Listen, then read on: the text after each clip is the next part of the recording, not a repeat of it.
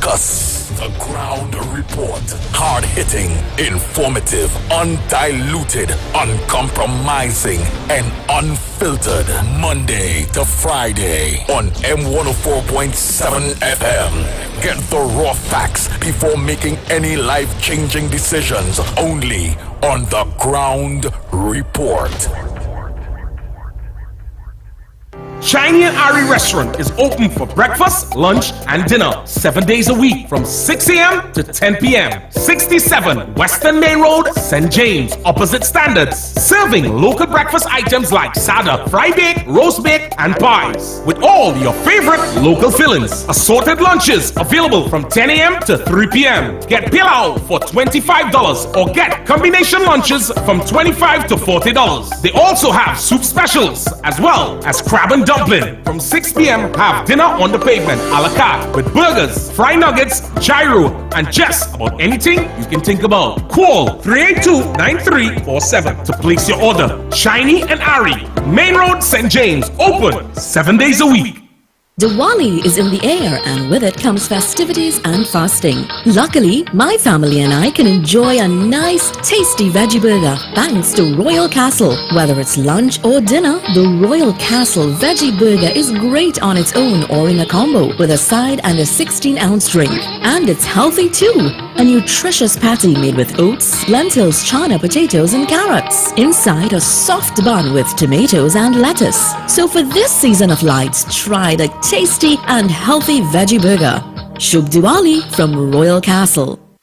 Having to lose someone you love is already hard, so funeral services and arrangements should be made easy. And at David Guide & Son, that is what we guarantee. We guarantee our customers exclusive services at affordable prices. Our services include funeral pre-arrangement packages, casket customization, great customer service, and the latest in body preparation technology, and the best fleet of vehicles to give your loved ones the send-off they deserve. With 4 convenient locations, feel free to call us or visit us at Port of Spain, 623-4906, Couva, 636-2435, San Fernando, 610-5062, and Point Fortin, 610-9200. With full funeral packages starting from as low as $7,500, call David Guide & Son Funeral Services today. David Guide & Son Funeral Services. Distinctive, not expensive. Are you stressed and worried by problems? Then meet Priest Santosh Ji. Priest is specialized in palm, face, photo, date of birth reading, and gives solutions to problems in marriage, relationship, love, business, job, health, and removes all black magic, negativity, bad luck permanently, and gives good luck and lifelong protection. Then call Priest Santosh Ji, 384-3844. That's 384-3844. Put food on your table. ADC is affordable. Shop at ADC Supermarket, Cleaver Road. A very comfortable and clean environment. These prices are unbelievable.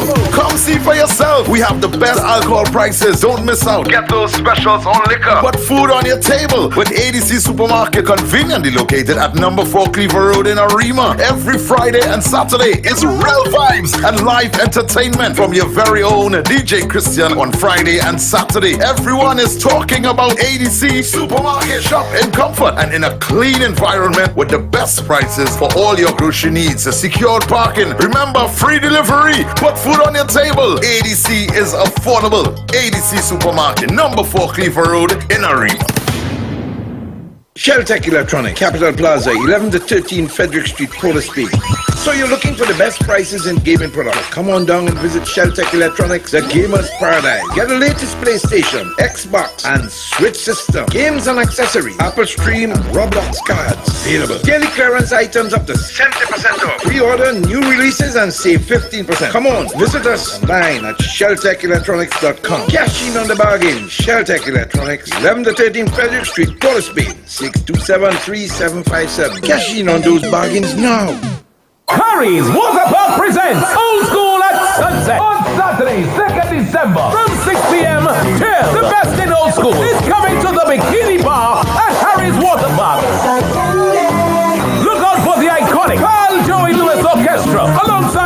Icon from More FM 104.7, the master of the old school, Hitman Howie T, the boss of old school, the massive Dr. Hyde, and house music by Antics and the Music Library. This is going to be an unforgettable evening.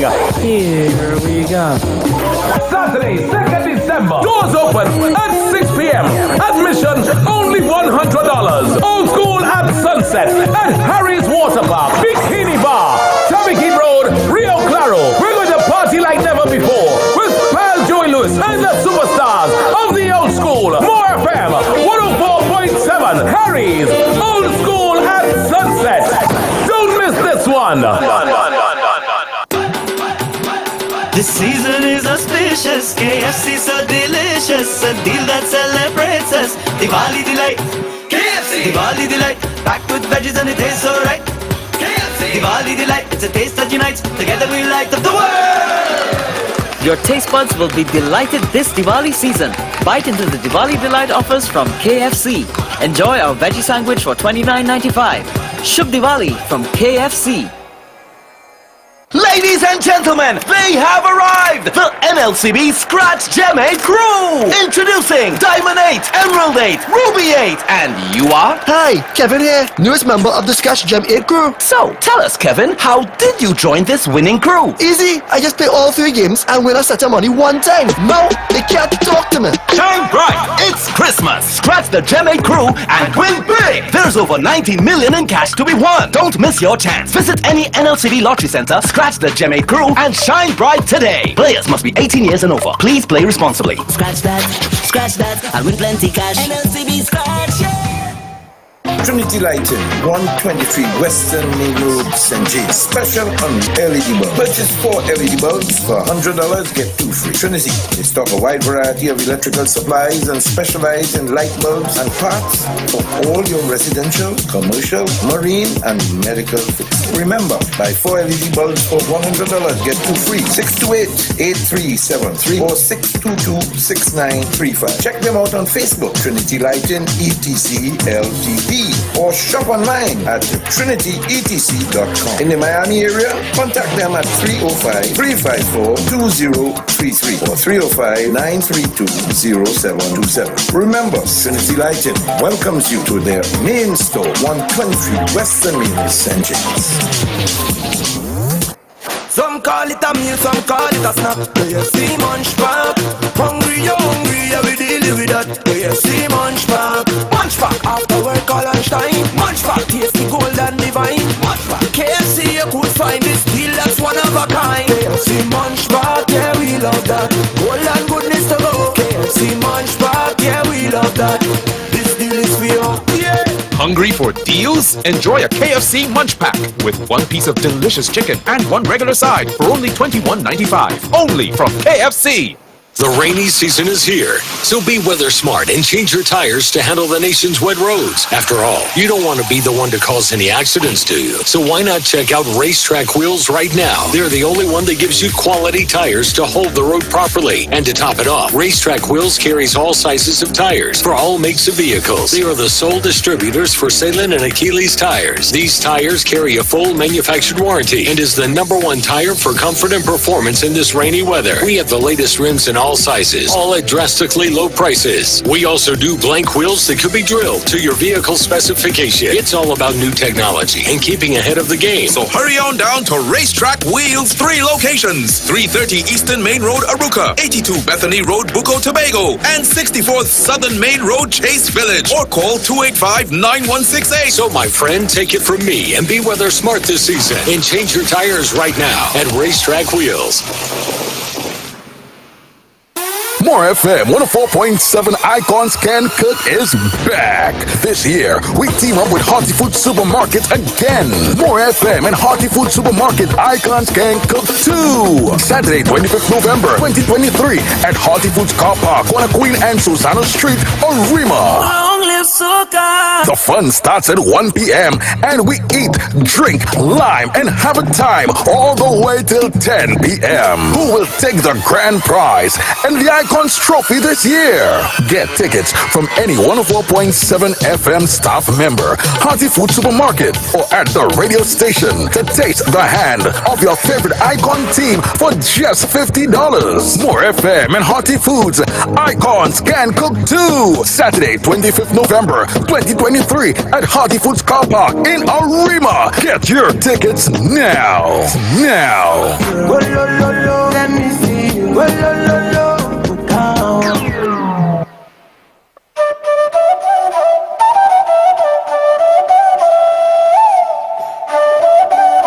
Diwali, the Hindu festival of lights. It symbolizes the spiritual victory of light over darkness, good over evil, and knowledge over ignorance. Keep this in mind when you light your diyas this year. Let us gather the entire family together today and share a feast of lights over darkness. This is Robert Amar. Shubh Diwali to you and yours. From myself and the More FM 104.7 family.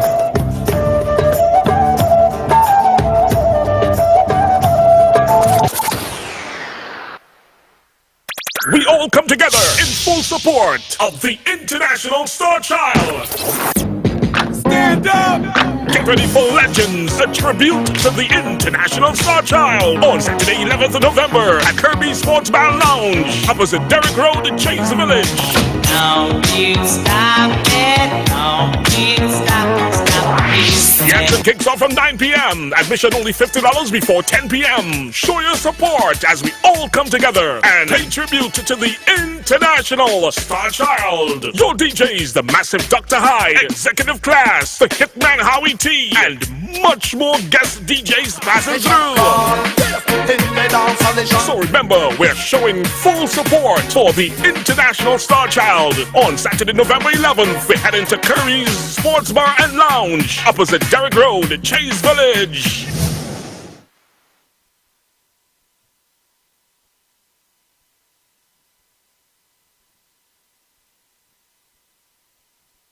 Grouping be used on Yes, indeed. A pleasant good morning to all and sundry, East, West, North, South, Central, our friends in Tobago, and wherever you are streaming on the World Wide Web. A pleasant good day to you. This is, yes, the Friday edition of the Ground Report, and of course, as usual, we have a bumper program for you. Andy will be joining us shortly. In the meantime, of course, I will just grace you with, of course, the headlines that are in action right now.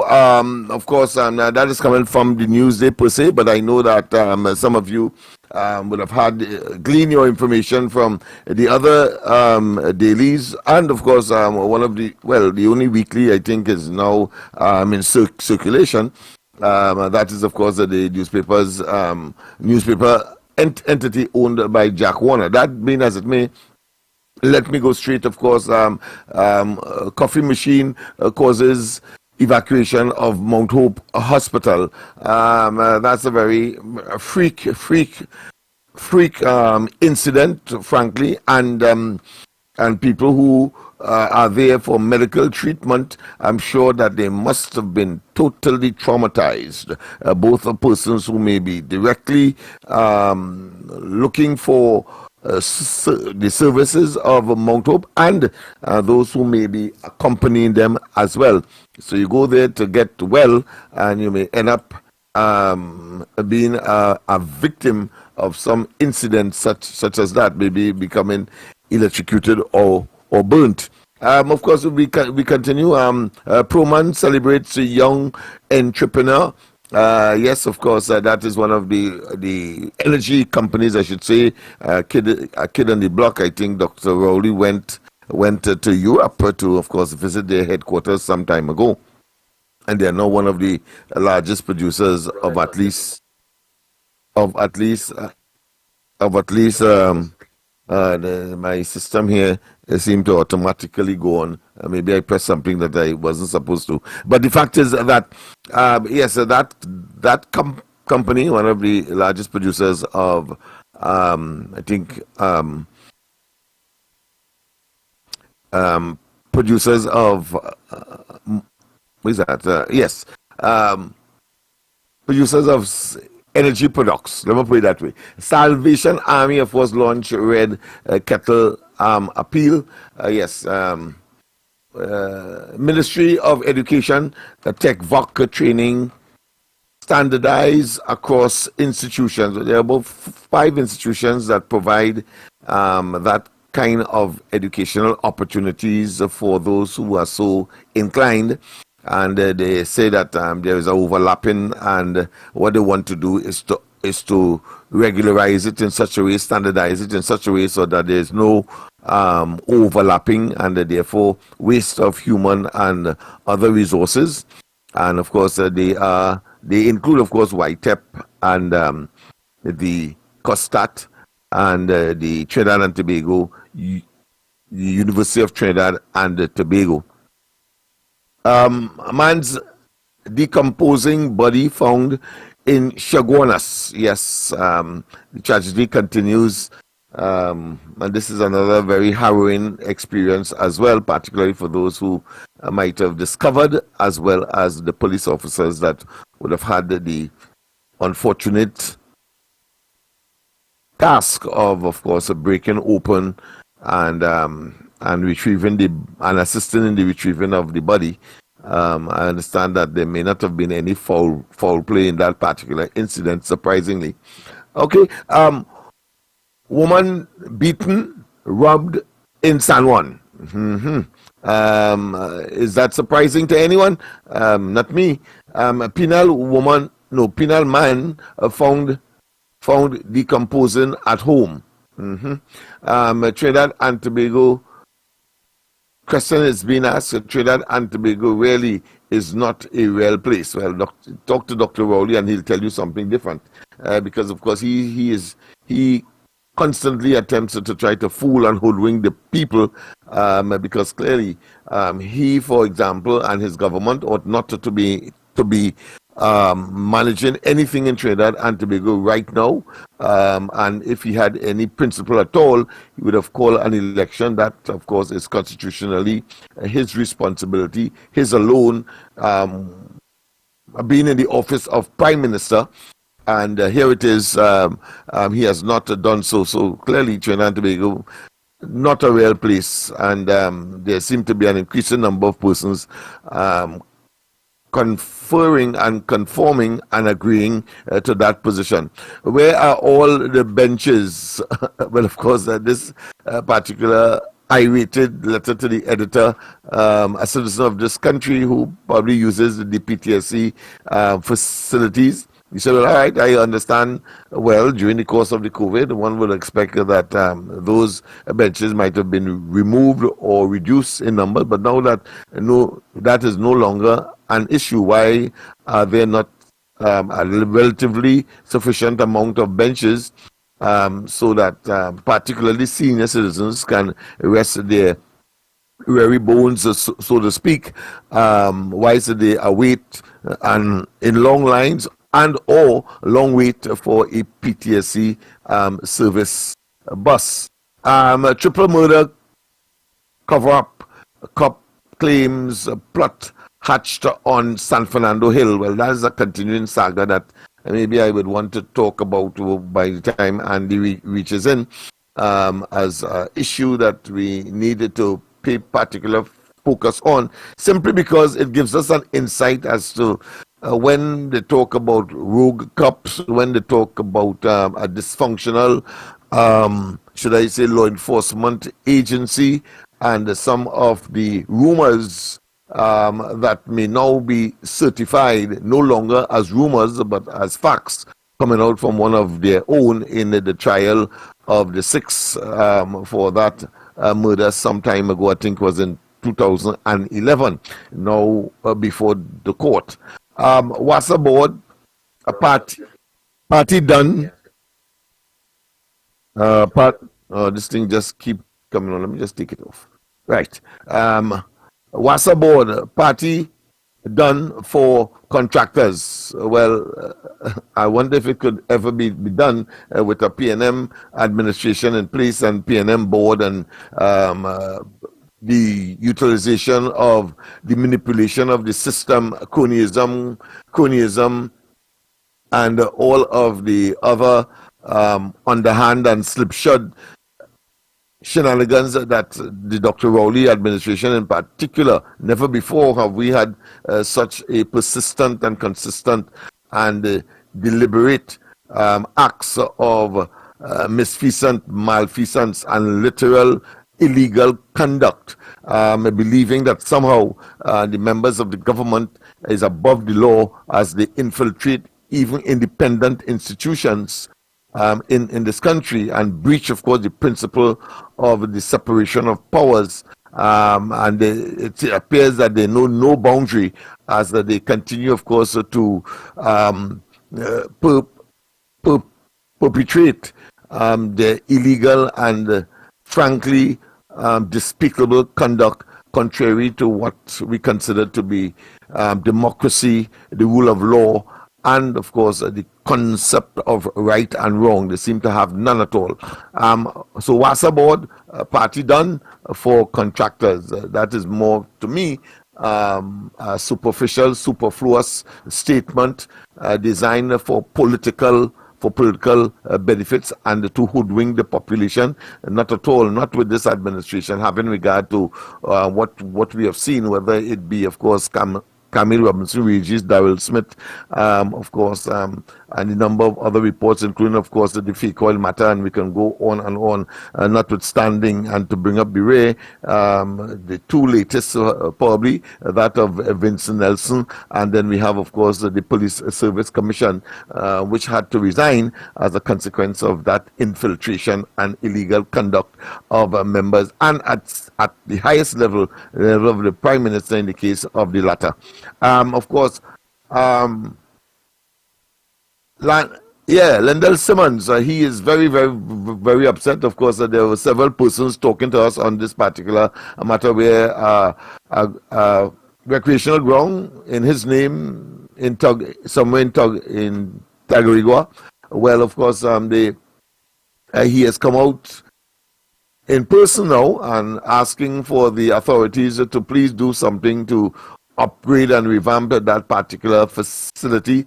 Some people were telling me that he was contemplating asking the authorities to disconnect his name from that facility. So bad that the ground is, and of course a lack of repair, in a total state of disrepair, and he is now asking for assistance from the authorities. I think he identified the Tonopuna Regional Corporation, and then he also, of course, I think, penned something or communicated with the Minister of Public Utilities, someone who might have been, at least his constituency would have been in close proximity, if not the particular facility inside of his constituency. But as Minister of Public Utilities, he would have wanted, of course, the reinstatement of the light fixtures that, as I said, has gone into disrepair simply because of lack of maintenance. So Lyndon Simmons, a former well-known West Indian and of course Red Force player as far as cricket is concerned, and he's expressing his deep concern about that field, that recreational ground that is in his name, and he's contemplating, as I say, disassociating himself with that accolade. That being as it may, we have, of course, Ramesh on $55 million rental fiasco. Don't blame DPP. Well, of course, the DPP had asked, when it was inquired of him, he said he will be seeking legal advice. Well, clearly, since Ramesh Lawrence Maraj, former Attorney General, and just concluded commission of inquiry into those divers that died in the pipeline, here it is, it appears that he now represents the DPP and has made a very clear statement as to why that building was not was not occupied by the DPP. And what I have gleaned from it so far is that its vulnerability to attacks from people with high power rifle and ammunition and guns and so on, and because of its geographic position, just within the sight of those fellas who, and I can not contest, but I could attest to that. They stay from those high-rise buildings that are not too far from there and shoot at each other from a top of these buildings. There are instances where those, for example, on the top of Mango Rose, that high-rise building there, they shoot down to fellas on the Nelson Street side and so on and so forth. And that building is very, very close to all of that. And then, of course, you have the natural, should I say, geographic feature of the hill itself, not too far from it, like the top of Bad Street and places like that. And you still have, of course, a high rise on top of that. And therefore, the DPP feels that he is a sitting duck when he's in his office, because the building essentially is a glass one and could create all kinds of havoc for him and his staff, and therefore that was communicated to the authorities. That is something that Dr. Rowley has not shared with us, and I'm sure that he would have gotten that information as well, but expressing his irateness, probably because he feels ashamed, if that is possible with Dr. Rowley, of spending $55 million on a building. The question that has to be asked is whether or not there was consultation with the DPP on the acquisition of that building. I don't think that we got that, except to say that the government found a building for them. That is not a question of being unilateral and a situation where there should be no communication, no consultation, in the spirit of reciprocity and, of course, accommodation, and a building that is fit for purpose. And therefore, having regard to the sensitivity of the department or the office of the DPP prosecuting, of course, major criminals and persons engaged in crime and criminality in this country, and guns and ammunition being the major source or the preferred weapon to, of course, out the lights and engage in even house raids of the criminal elements in the country. One would have expected at minimum that the users of that building ought to have been consulted. What we have is a deafening silence on the part of the Prime Minister with respect to that matter, except that he is irated that you and I, the taxpayers' monies was spent. Certainly, I think is another attempt at, of course, diversion, as well as attempting to, of course, eliminate or to prevent the administration from being blamed for another very expensive faux pas. We just have to look at the closing down or the mashing up of Petrotrin to understand that this government, in spite of its public overtures and utterances, they engage in something that is totally opposite to what they would have said. In other words, it appears that what did they say? The antithesis is always the manifestation and the result. And of course, to the detriment of you and I, our young people, those born and unborn, as they continue, of course, to raid the treasury in this way and purported to be in the best interest of Trinidad and Tobago. And what we have seen over the last 8 years was a ballooning, exponential increase in, of course, the debt to GDP, having met the debt to GDP in this country at about 44% it has now ballooned to nearly 100% and almost doubled as Dr. Rowley came into office and only recently told the Tobagonians that his administration can do more with less.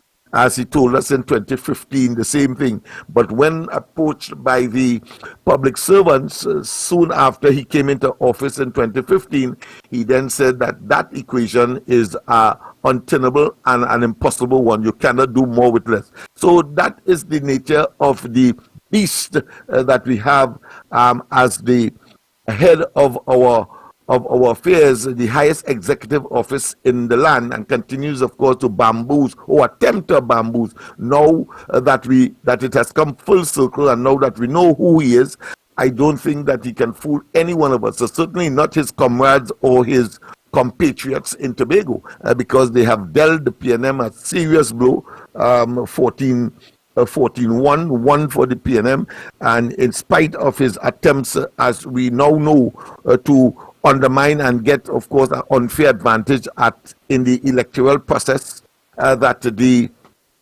Privy Council has said in no uncertain terms, Dr. Rowley and his administration, with his very tenuous majority in the lower house of representatives, tried to, of impose, impose 3 additional seats in the Tobago context, and still lost. And then, of course, the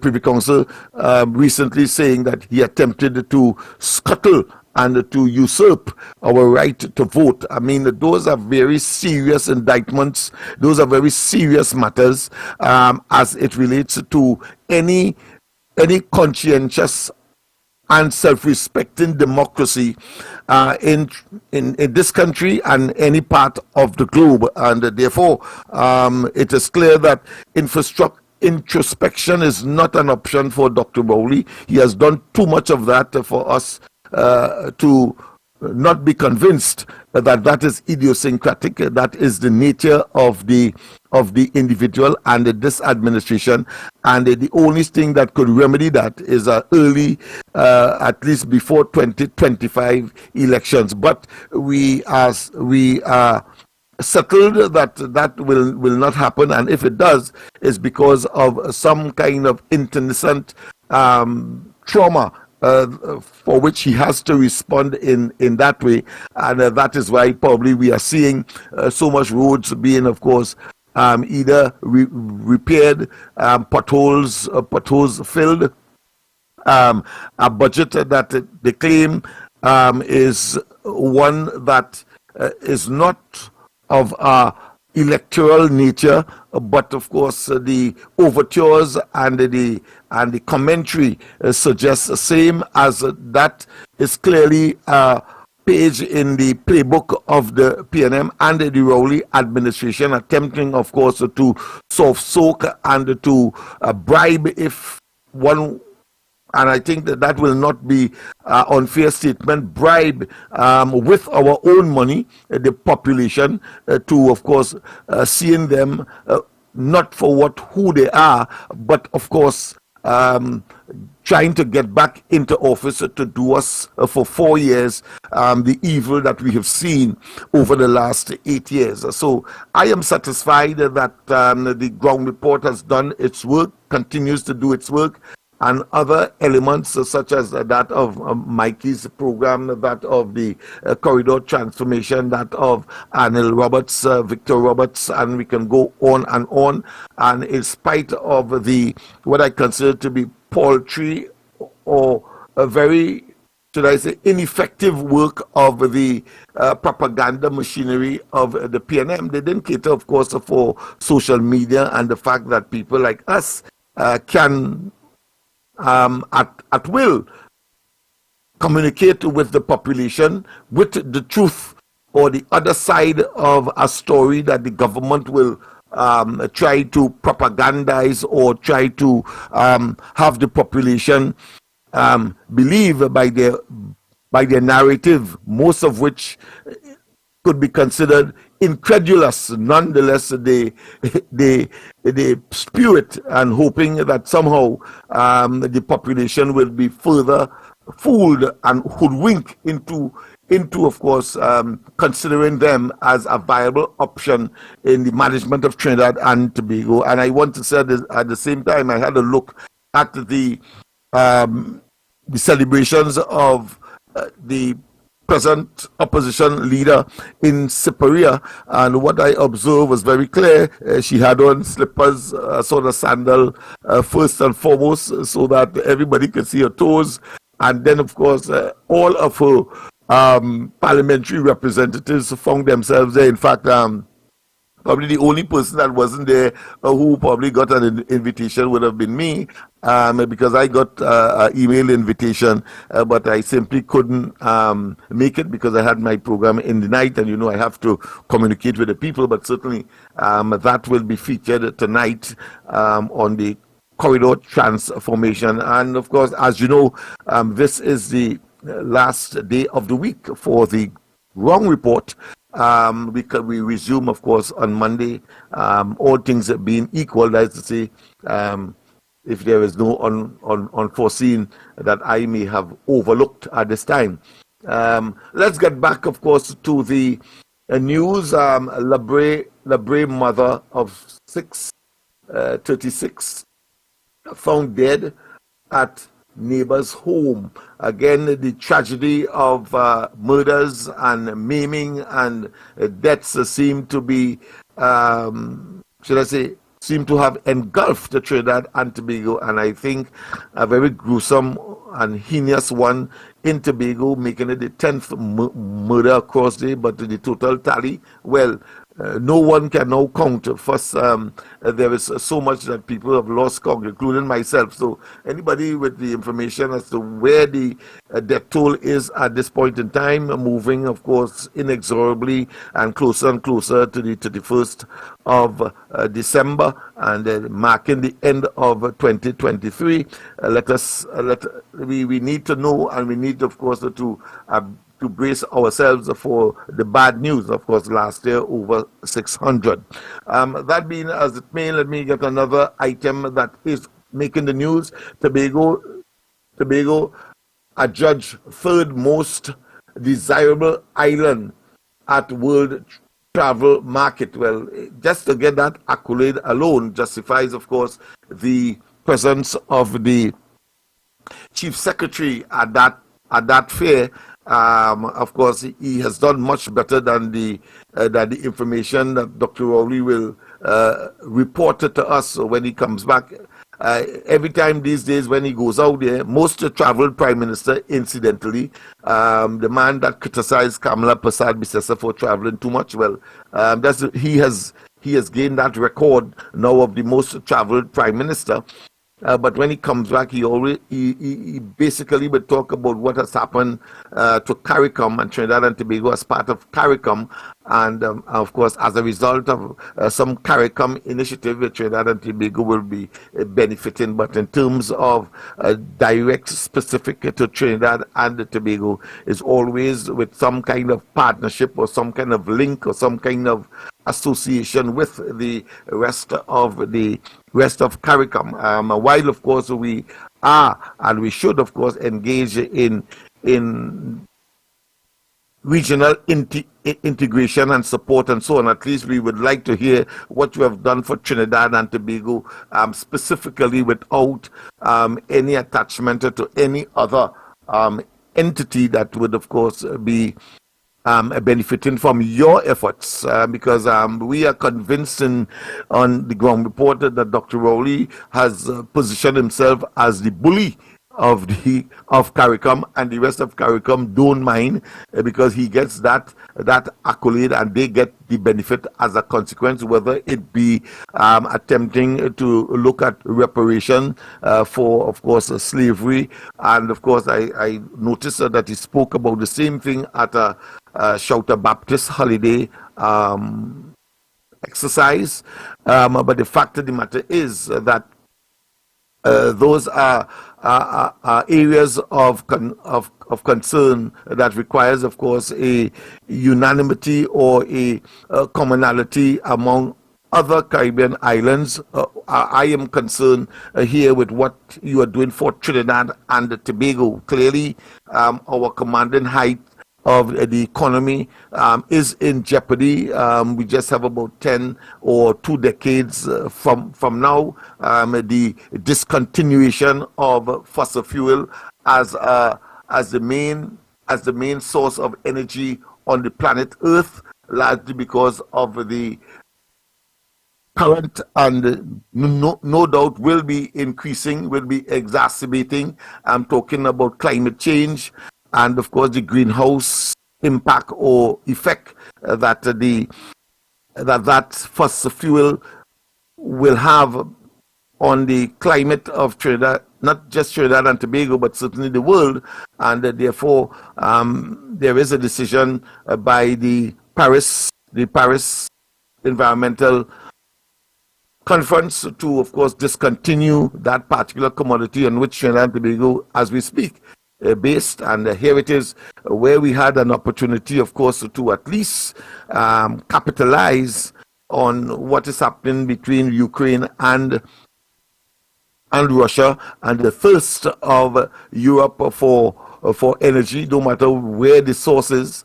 Here it is, we have a refinery that is in fallow, that has been mothballed and non-functional, and Dr. Rowley will not, of course, level with the population to say that we should be bathing in foreign currency at this point in time, rather than the banks emasculating and cutting by half even credit cards, so that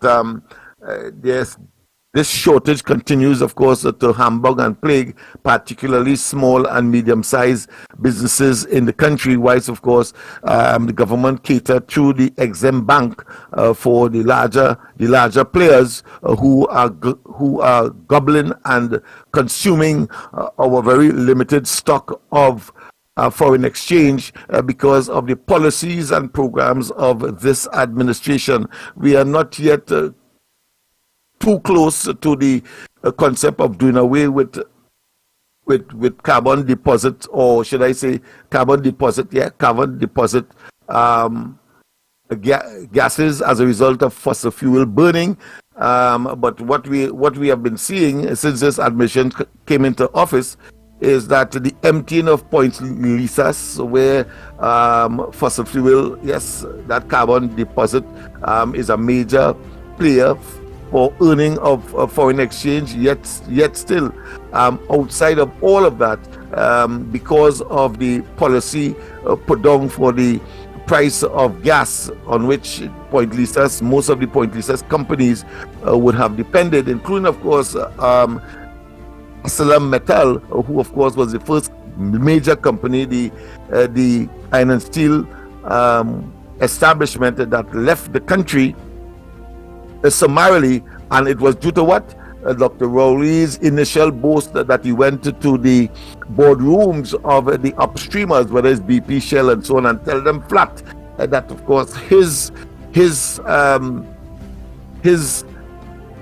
people who he represents, because he is the best salesman for Trinidad and Tobago, self-appointed, of course, and he told them in no uncertain terms that they need more on the dollar for the gas that are being extracted, and as a result, he negotiated a higher price for the gas, which was prohibitive for the Point Lisas company, and as a consequence of that, some 11 of them simply pick up their badgie bundle, so to speak, they use a local expression, and they demitted Trinidad and Tobago with haste, and thus, of course, reducing the potential to at least have a stable supply of foreign exchange on which, based on our evolution as a society, we depend for survival.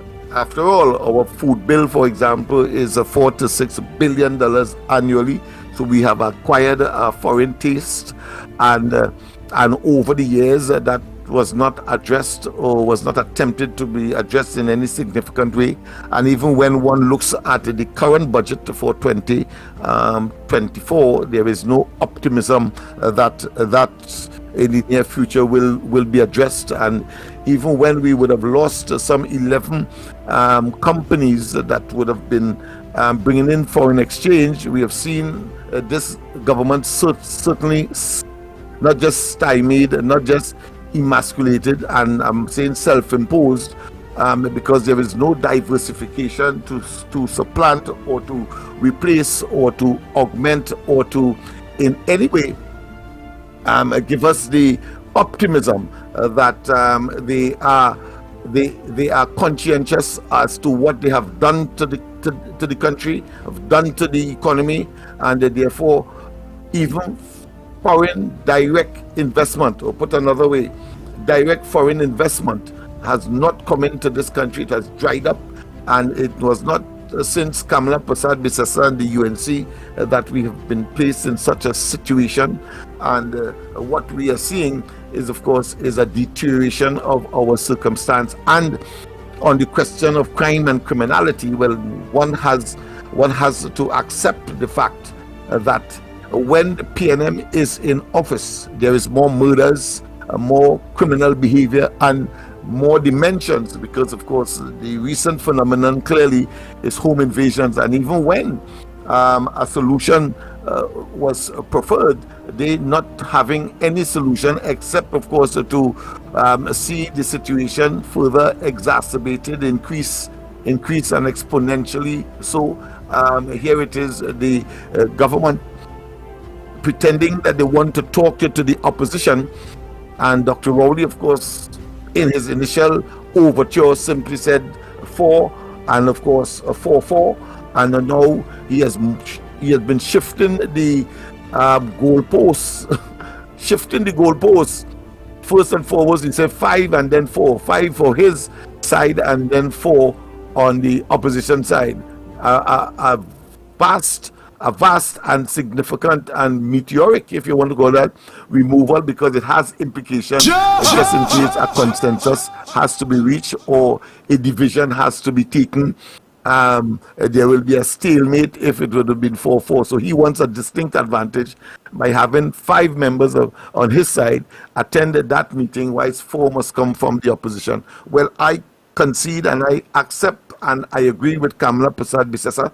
If it is that Dr. Rowley refuses to answer the question, whether by his proxy, I'm talking here about the Attorney General he has appointed to represent the government, and he has refused to answer the question posed by Kamla Prasad Bisesa, whether he, Rowley, will be present at that meeting.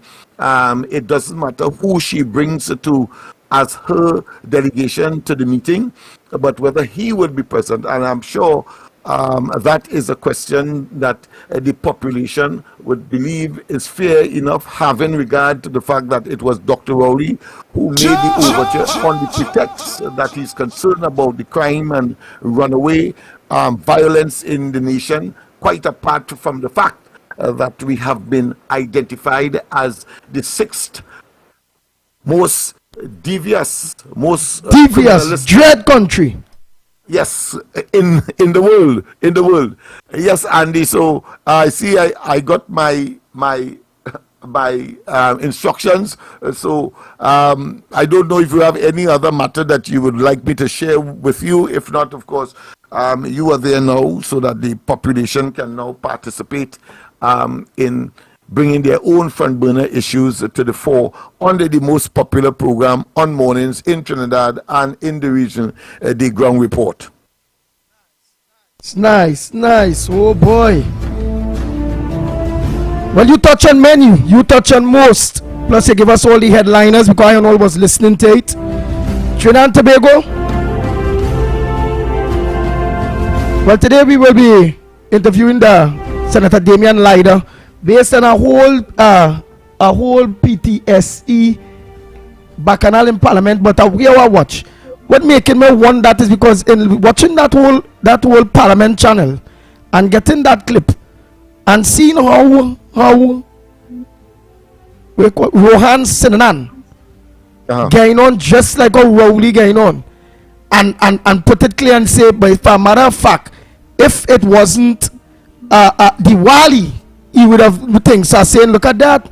Look, the man openly saying he's a disrespectful man, and if it was not for the Diwali, well, then he would have do whatever he wanted to do with Damian Lida, based on Damian Lida asking simple things when it coming to the bus and servicing a bus and how the bus company going, and he carried in a whole direction talking about who's sexing in bus. That is a minister, you know. Rohan better you hear. I wonder because I'm not privy to it. So I like to get the information before I make a comment. Yeah, better you hear it. And then we also have a researcher this morning too that will give us the whole breakdown when it coming to TSTT and Lisa Lagar, that CEO that was working. Yes, that whole file. Oh boy, but well, listen to we Parliament when serious questions is being asked in the interest of the people of Trinidad and Tobago. Oh, listen. Has this government decided to alter the system of projections in terms of ordering buses so that we don't end up in this major shortfall again? There are 8 years here now, Mr. President. Minister.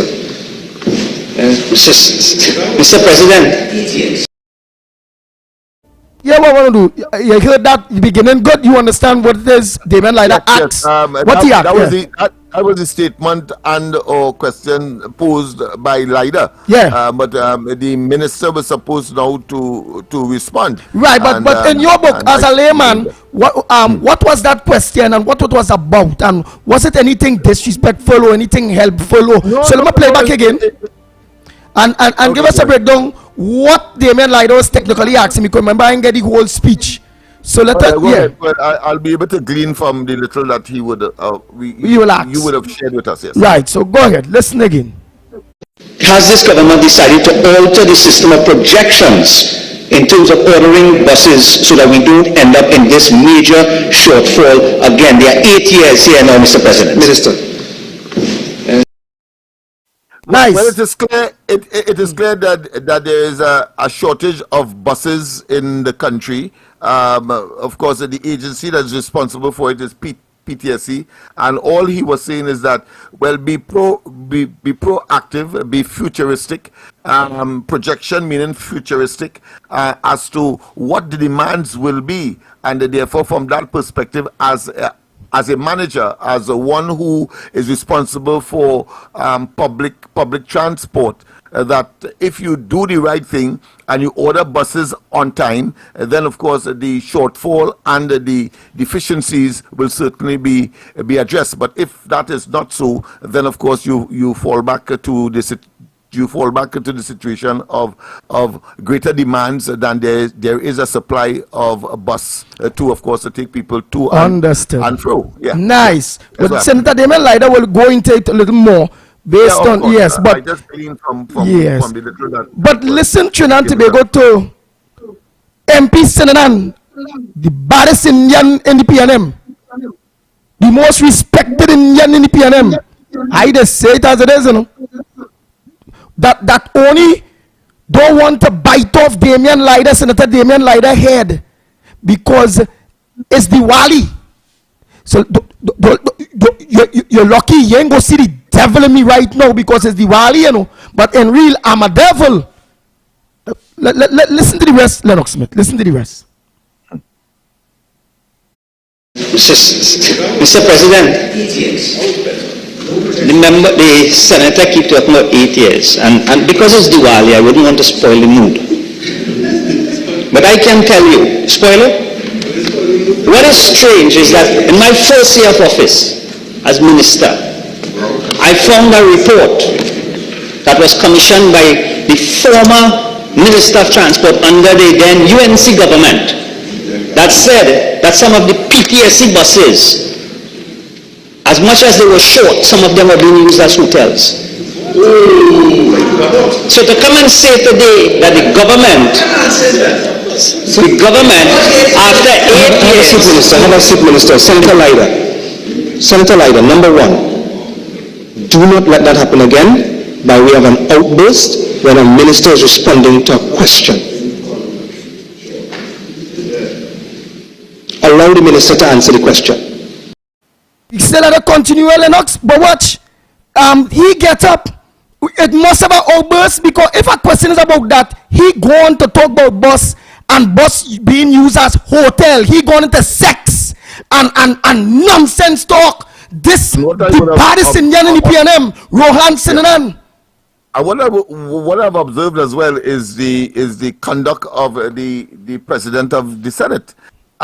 He must have been aware that, of course, that is inappropriate in terms of utilizing, and maybe ask him to use different terms in order to, of course, maintain the dignity of the House, for example, because what he said there had some specific connotation. It means, therefore, it was being used as brutal, as a sex house, and all of that. Yeah, but watch me, where that come in? We in the parliament, partner. This is the point I'm making. I'm saying so against the background that the president stood up to discipline Leida, but not discipline, and did not take the opportunity to, of course, caution the minister for talking that brutal thing. Remember, based on what the minister said, that is what triggered the outburst of Leida, the opposition senator, and therefore the president of the Senate ought to be sensitive and sensible enough. In a Diwali, at least scold the minister as well, and tell him, of course, that kind of what I consider to be lewd, for having regard to the standard that is expected of the Senate. That is a lewd piece of expression that ought not to be. And then, of course, contrary and contradicting, of course, his earlier statement, the minister, that, of course, is Diwali, a sacred and, of course, a solemn period for the Hindu community, and yet still he comes up with that as a first response to a very significant question that was, and concern that was asked by the opposition senator. Nice, but we ain't done there. So Trinidad and Tobago, Trinidad and Tobago, what I'm going to do, and then I will go and contact Senator Damian Leida, because again, people must understand what the PNM about. They must understand, and then Senator Damian Leida will be able to break down for you, the people, what he was talking about that make this the baddest Indian in the PNM, Rohan Sinanan, the second prime minister, because after calling him birth, the next baddest man is Rohan Sinanan, the baddest Indian. You understand? Yeah. Somebody here. So you're sure? Because I know all of them, the entire Gaban. I mean, no. That one. Remember when Rowley won the elections? No. Listen. Yeah. You're not from Laventille, so you can't know about Abajan. He in Laventille, we will call him a mook or a boo or a buffoon. Yeah. Now, but again, on he can't string some words together properly either. So I mean, that and all seem to suggest that he is in intellectual and, of course, cognitive and cerebral decline. No, but watch. Remember, in his book, because to me, the baddest set of Indian is the ones who just grow up among the African communities. To me, them just be serious, right? But here why Rohan moving so. Here why Rohan moving so and feel he had the right to move so. Remember, in the PNM community, the PNM African community of the PNM party. So in his book, he among we the African, he grew up and talking like Rowley in this kind of disrespectful way in Diwali time. So here we go do. Let me play it from the beginning. Trinidad and Tobago. All listen out, and then from there let me get in contact with Senator Damian Leida for you to put this to rest. So, and it's only to understand the kind of nonsense in the parliament. Why you feel the roads bad? Because instead he focus on fixing the potholes in the road. When we drop one way, we ended up in our next part of Trinidad. He's studying to talk about who sexing and boss and in parliament, boy.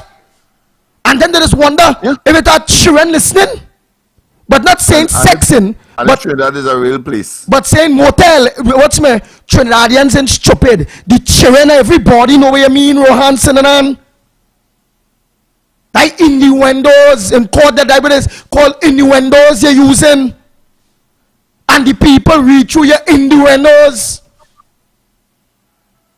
But because you're in a so-called black party that have a black leader that not black, that in really he's an Oreo, he black outside but white inside because he treat black people the worst in this country. Manning was a darling to this wicked bald fella. So let me listen to Trinidad and Tobago. Yeah, you're the right Rohan. You're in the black PNM, so you could talk so. And go on dress. He has become PNMized. Yeah. And could talk like he prime minister. All of them taking pattern of that man, you know. You realize how all of them just talk to people like dog, or you so Heinz is gone? The most devious is Heinz. But of course, Al-Bari is no different. And of course, the current Attorney General. And indeed, of course, Camille Robinson Regis, and of course Donna Cox.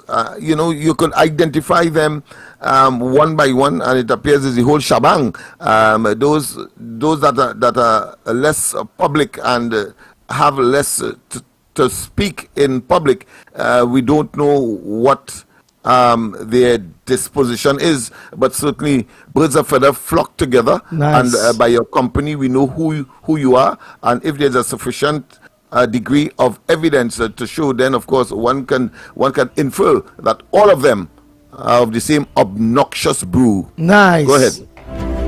Well, boy, so Trinidad and Tobago, let me play the video again for you all.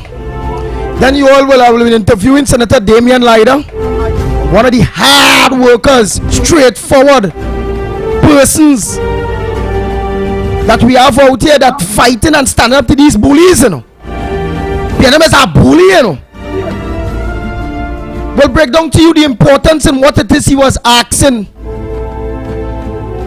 And we'll break down to you the stupidness that the minister, baddest Indian in the PNM, Rohan, sitting and talking, while the Senate, the Speaker of the House, turn around and discipline the minister for talking all that stupid hotel, motel, brothel talk about serious issues. But turn around to discipline Senator Damian Lyda for his outbursts in a Diwali time of the utterance of the minister himself. Lord of mercy, let me listen. Inappropriate in terms of choice of words and the trend that he took. But Damian Lyda get discipline, eh? Boy. Well, let's see Diwali observance period. I have to conclude. I could sound presumptuous, but certainly one can only conclude he's a fake Muslim. Well, let's listen now. Has this government decided to alter the system of projections in terms of ordering buses so that we don't end up in this major shortfall again? There are 8 years here now, Mr. President. Minister. Mr. President, the senator keep talking about 8 years, and because it's Diwali, I wouldn't want to spoil the mood. But I can tell you, spoiler, what is strange is that in my first year of office as minister, I found a report that was commissioned by the former Minister of Transport under the then UNC government that said that some of the PTSC buses, as much as they were short, some of them were being used as hotels. So to come and say today that the government after 8 years... Have a seat, Minister. Senator Lyda, number one, do not let that happen again by way of an outburst when a minister is responding to a question. Allow the minister to answer the question. Minister. The President, this government didn't take 8 years. As minister, I have delivered 100 buses over the last 8 years. 100. And I intend to deliver another 300 before I leave office. None of these buses will be used as hotels. I give you that assurance. Thank you. Senator Lyda.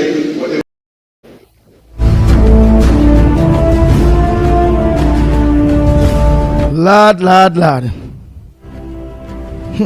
So you hear it in its entirety. Let me get in contact with Senator Leiter, and then in the 8 o'clock hour we have it to is clear, Andy, that lewd outbursts in a so-called response was unnecessary.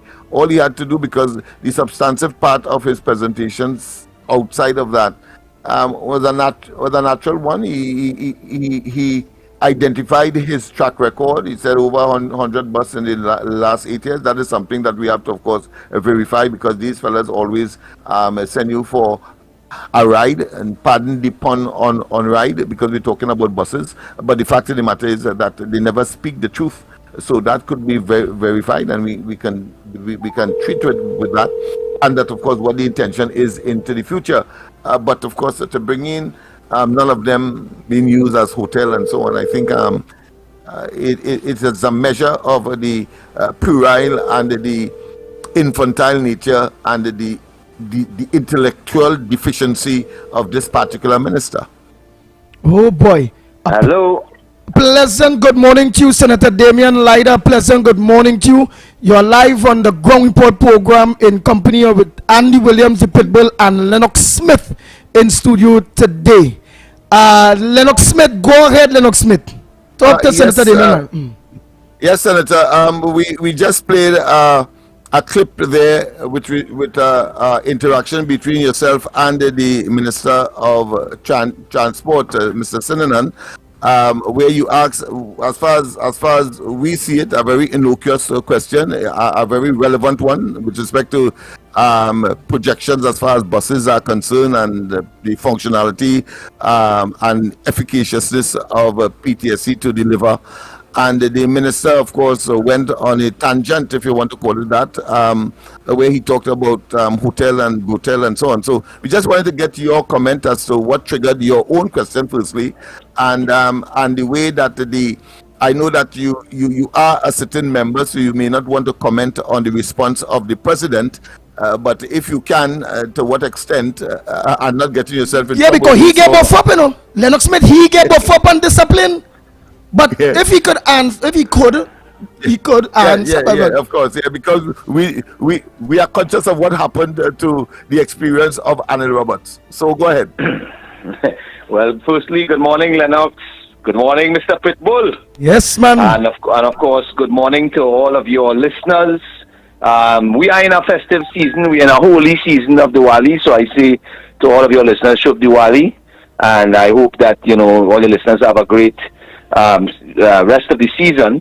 But let me say, look, it is very unfortunate by the response that we got from the Minister of Works and Transport when serious questions are asked about serious issues. You see, look, the Parliament is not a place, even though we have a lot of cross-talk and small talk and thing, when we get down to the business of the people of Trinidad and Tobago in the Parliament, it is serious business. So to make light and make joke and make comments and bacchanal statements about allegations and about things that have never been proven. You come to the Parliament and say some nonsense about some hotel and hotel. I don't want to know where the Prime Minister does go with who and wherever. We are asking serious questions, right, about a serious issue. Now let me give you all the context. Yes. You have to understand why I asked this question. So if you take yourself back to the Newsday on the 15th of June this year, 2023, right? There was an article that was published indicating that currently the PTSC has about 187 buses in service currently on 79 of a possible 163 routes.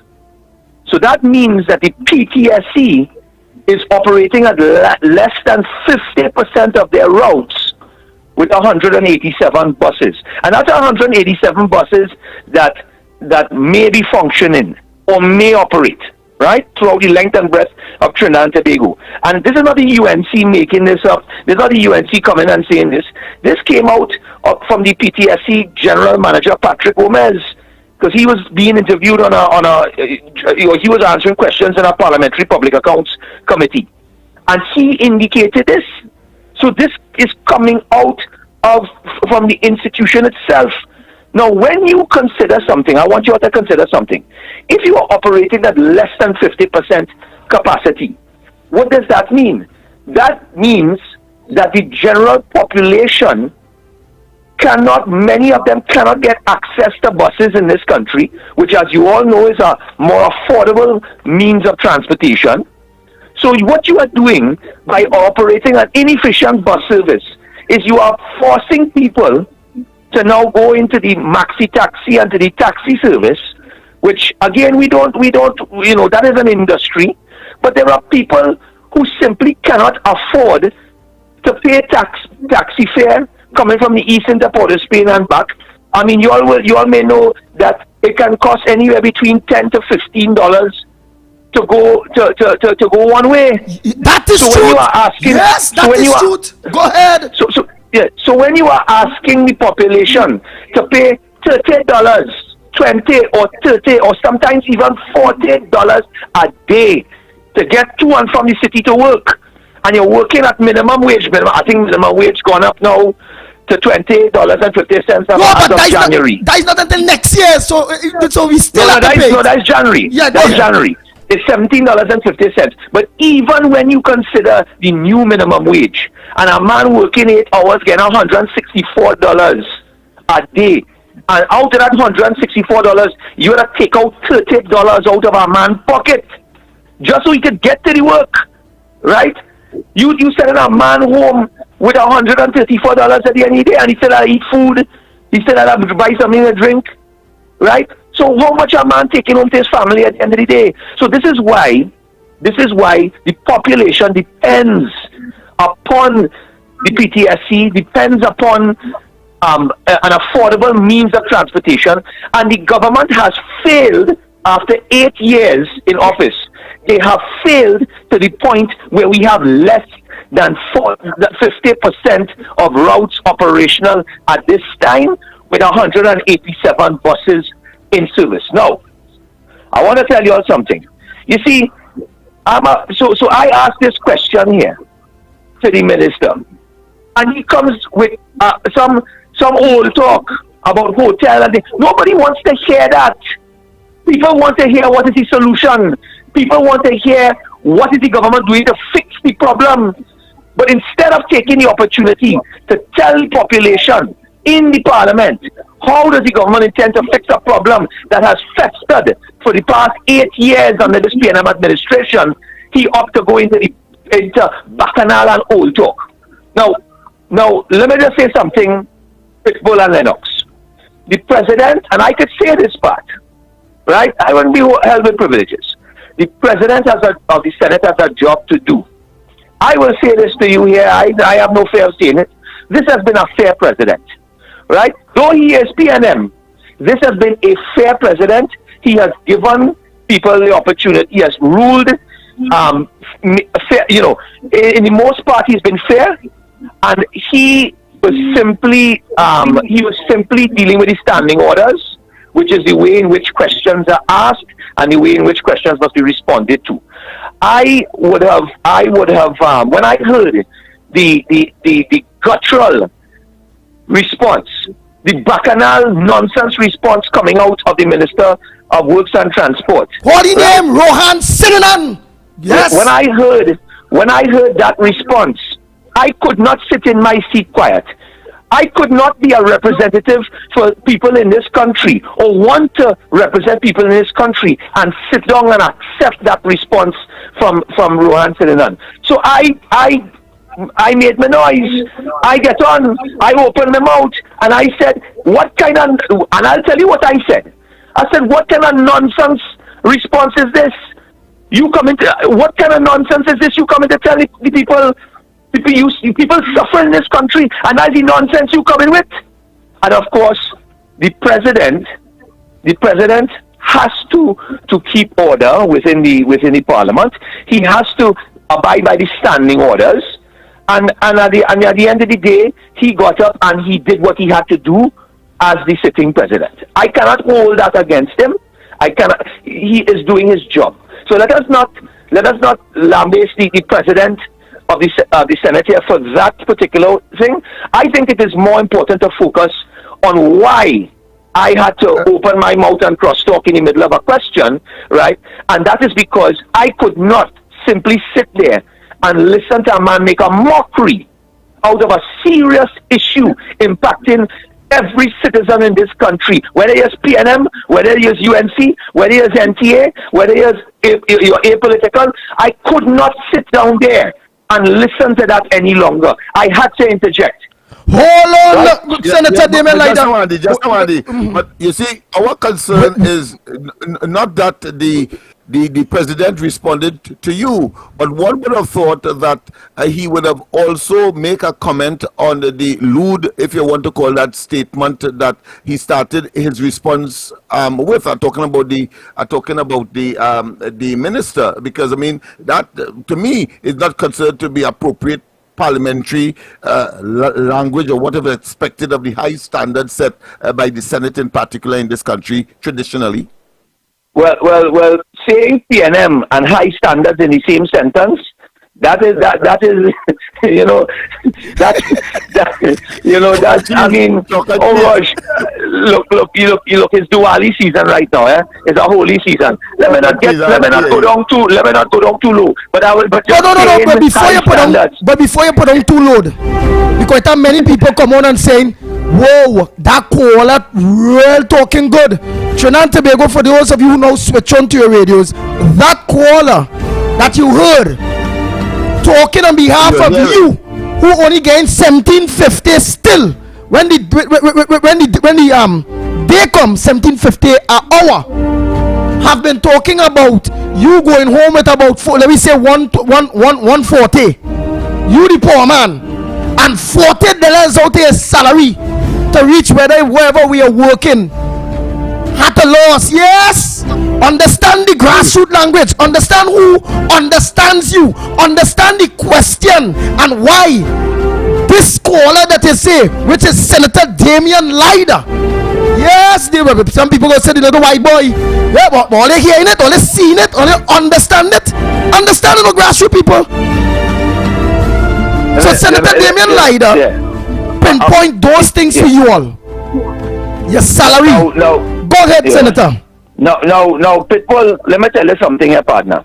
You see, I'm a fella, right? I don't just bring a question to the parliament without having done my research, without having investigated a matter, and without talking and speaking to stakeholders that exist in whatever industry or in what matter I'm speaking about. So I took the opportunity to speak to bus drivers, to people within the PTSE, and you will be shocked to understand what issues I don't have the time this morning to go through every single thing. But let me tell you something.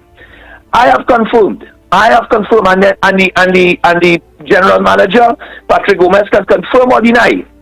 I have confirmed that right now there's a major issue happening right now with regards to parts, where there are no parts to fix broken down buses. Okay. There's a major issue with maintenance right now. Buses are breaking down. Buses are in a dangerous state. That is why the bus drivers feel unsafe. That is why many of them want to strike today, right? So you have that issue going on now.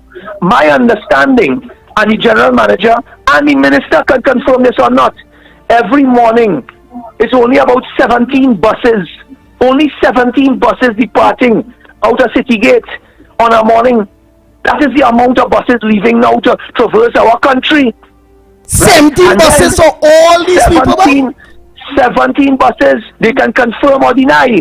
And I understand as the day progresses and we go towards midday and the afternoon, that can cut down to 10 buses in circulation on 8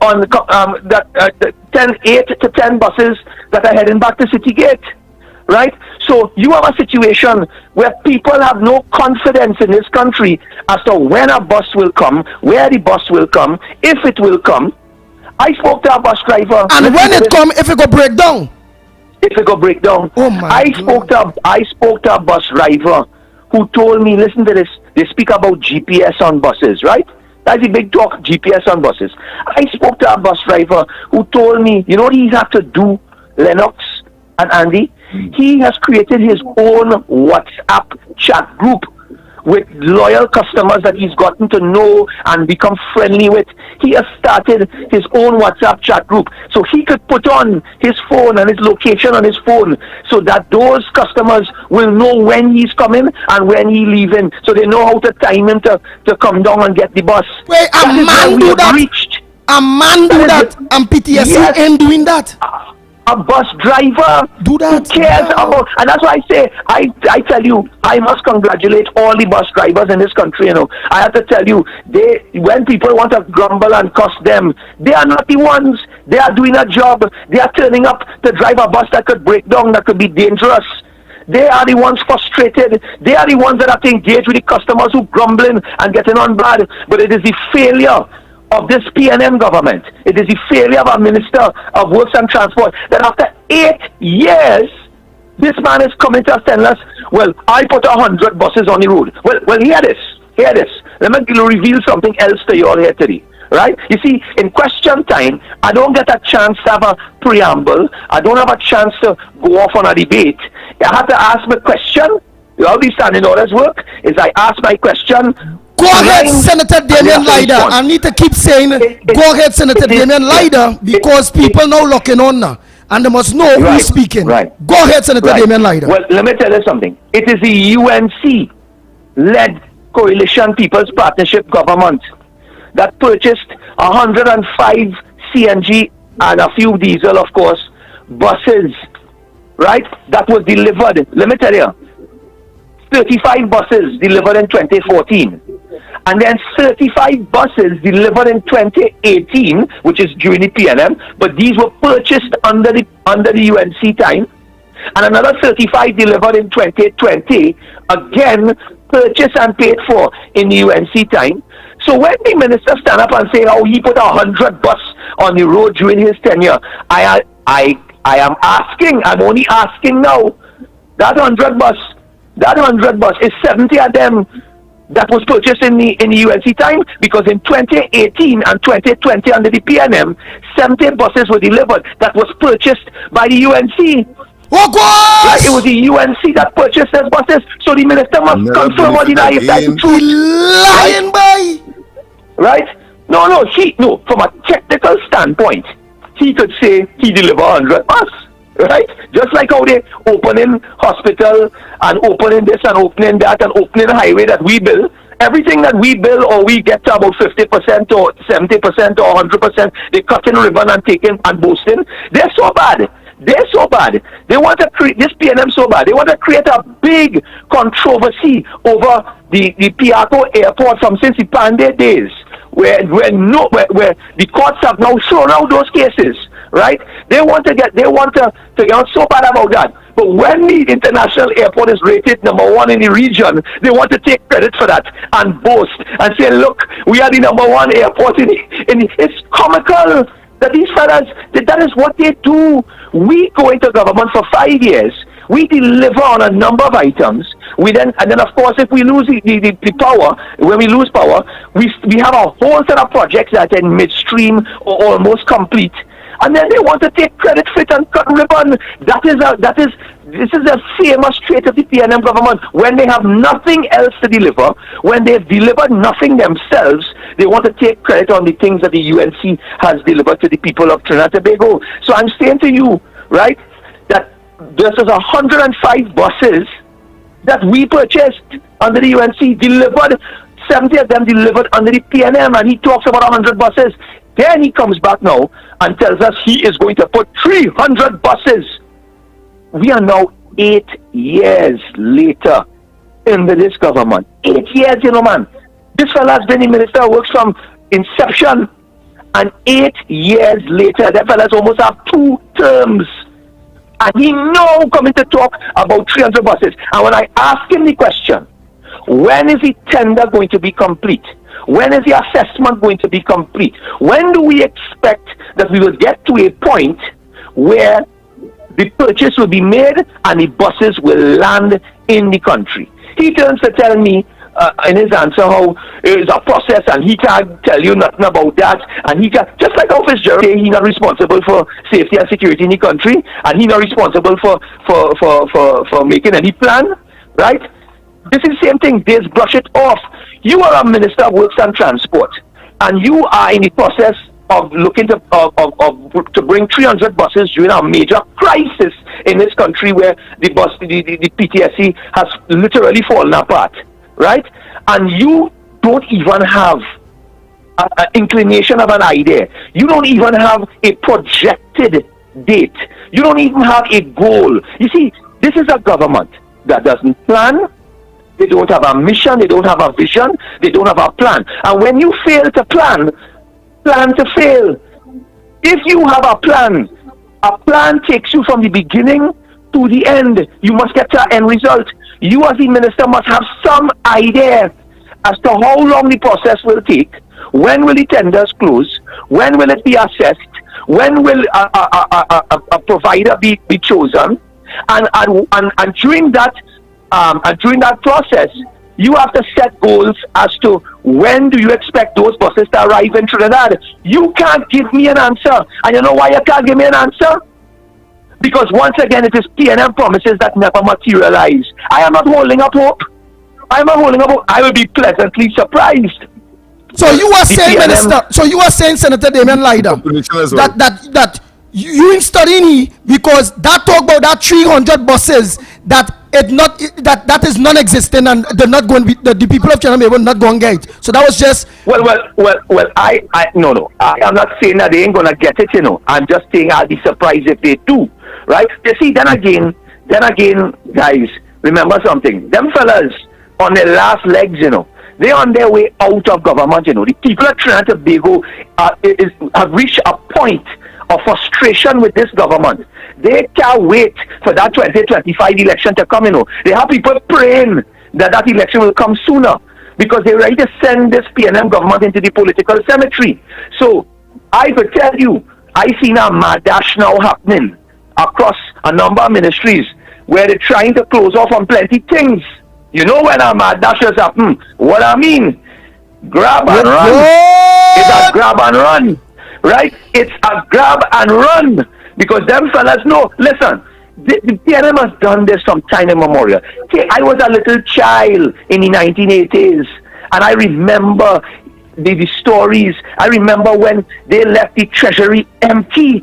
The PNM left the treasury empty. I remember when our foreign reserves in the 1980s went to zero, you know. Zero. Listen, we had over, when we left just now, Senator Damian Lida. Senator Damian Lida, we are technically telling the people they, but based on going across ministries and this and that, and they know that the PNM coming to end and people can't wait. To me, that is suggesting that they're cleaning out everything, they're destroying everything. That by when them done, it had no money for nobody else to build back. That kind of feeling again. I know am I correct? But listen to me. I cast no aspersions on any particular person. But history proves that this PNM party, right, and when they form government, this has been the history where you see a grab and run. As I said, take yourself back to the 1980s when after oil boom, they bankrupt the treasury. Take yourself back to the 80s when they dwindled foreign reserves, U.S. foreign reserves down to zero, where we didn't have a U.S. dollar to fall back on. And let me tell you what we see now. When Kamala Prasad left office in 2015, it was over $9 billion US in foreign reserves. Over. Today, it is just about I think it's about 6.4 billion in foreign reserves and declining. So we are seeing a situation where our foreign reserves and cover is declining and declining under this government. US dollars leaving our shores. That is why we are seeing hell to try to get US dollars. We're seeing this play out again under this government. We are seeing where they are selling out all of our assets. They are shutting down Petrotrin, shutting down 1/3 of the Point Lisas industrial estate, $1.5 billion in foreign direct investment, leaving our shores, companies closing and leaving, running, people leaving and going Guyana, people leaving and going to other greener pastures, international companies, right? That is what we are seeing. We're seeing the same trend of previous PNM administrations happening here again today, where everybody ready to pack up and leave, where the economy is in decline by 20% in decline, where you can't get US dollars to jump on a plane and go and see your family in New York if you want to go. And then we'll see this mad rush of projects coming down to 2025. You know why? Let me tell you why. And that's why we mustn't be hoodwinked by this PNM. They will suffer the people for 8 long years. And then they will come in the last year before the election, year and a half, and start to do a bunch of projects. That's why they might actually land the 300 buses, right? Because they will want to now say to themselves, well, if we're going to have a chance to win the election, we have to guide the population and deliver some stuff in the last year to make people forget about the 9 years of pain, right? Or if we're going out, well, we're going out with that grab and go. We're going out with that grab and go. So either which way, them fellas realize they have to drop a set of projects now. They have to bring a set of projects now to hoodwink you to hope that that the population will give them a next 5 years. And if they don't get the next 5 years, well, boy, they done cut the deals already, and they done grab and go with the money, right? So that is what we are seeing here. Listen. Bottom line is this: the people of Trinidad and Tobago, when that election come around, must not be fooled, must not be hoodwinked by a government coming and taking borrowed money, because that's what they're doing, you know. They're borrowing money to do all these things. If they had to buy the 300 buses, I'm sure they had to borrow the money. They're borrowing money because they're broke. At the end of the day, they have taken our public debt upwards to 100. I think it is about $147 billion or so right now. The figure not in my head. I try to remember, but it's somewhat up there. We are owing over $100 billion in debt, right? Our children, our grandchildren, our great-grandchildren, our great-great-grandchildren will have to pay this debt. So they are borrowing.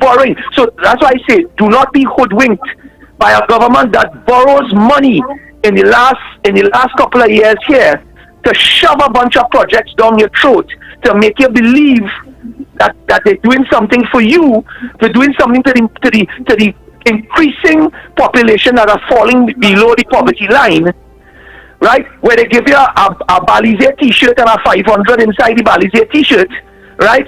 Give you a little 10 days walk, give you a little CPAP walk, give you a little something to drip a little food in your mouth coming down to the election to fool you. And then when you give them your vote and put them back in government, they suffer you for the next 4 years. That is what this PNM government has done. I mean, listen, your listening population this morning has to understand the truth. All the old talk and lies spewed by the PNM about Kamla Prasad Sessa and the UNC.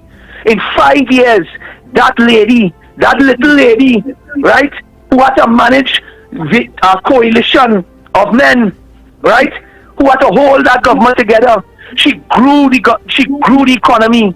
She decreased crime to the lowest it was in over a decade. She created more than 50,000 jobs, increased. 50,000 jobs were increased under her stewardship in that 5 years. In every single ministry, you could have seen the impact of this lady as Prime Minister. You could touch and feel the brick and mortar that this lady put down. 106 schools. She put down hospitals, Cuba Children Hospital. She put the Teachers Hospital in San Fernando. She finished a PNM hospital in Tobago that they spent years and they couldn't finish, and gravel roll from there to somebody's estate. Right? She finished that. They were going to put down a national oncology center for cancer. Do you know the PNM scrapped that project? They scrapped that project, right? That is, when she finished in Cuba Children's Hospital, they're so callous and heartless. They take down the children off the sign. So rowdy don't like children, right? They take down the children off the sign, and then they never open the hospital until a COVID pandemic come and cause them to open it, and the COVID done, and they close it back. That is the Ministry of National Security, Police, Ministry of Education, laptops, school feeding program, gate. This government has cut the school feeding program, taken away the laptops from the children, right? Cut gate. They have cut everything in education. They cut the free textbooks. They now come into Mamagayu in the middle of a school year that they come in with textbooks for you. This is what the PNM does to you versus Kamla Prasad Visesa. Let us look at national security, police stations, fire stations built under Kamla Prasad Visesa, right? I mean, you saw crime come down. We saw Gary Griffith come inside of there and shake up the crime in this country, both as Minister of National Security and as Commissioner of Police, and the PNM destroyed the both, right? Both positions. They put Fitzgerald Ethelbert Hines, who says he's not responsible for your safety and security, right? And boy, well, we see what's going on now with the current commissioner. Everything under the sun. If you talk about sports, let's talk about sports. Anil Roberts put you the cycling velodrome, the aquatic center, over 100 and something sporting grounds lit up. Now today, sport has been abandoned. Yeah, boy. People, rail fields, bush, right? bush. All of these things all these fields turn into bush. The bulbs then changing in the lights. The aquatic center have no water in the pool. The cycling velodrome shut down. Everything shut down. But they open up Brian Lara Stadium to host Fet Match and Party, right? That's what they think about sports in this country, and we wonder why the youths in this nation, a lot of them are going rogue because they have no other opportunities.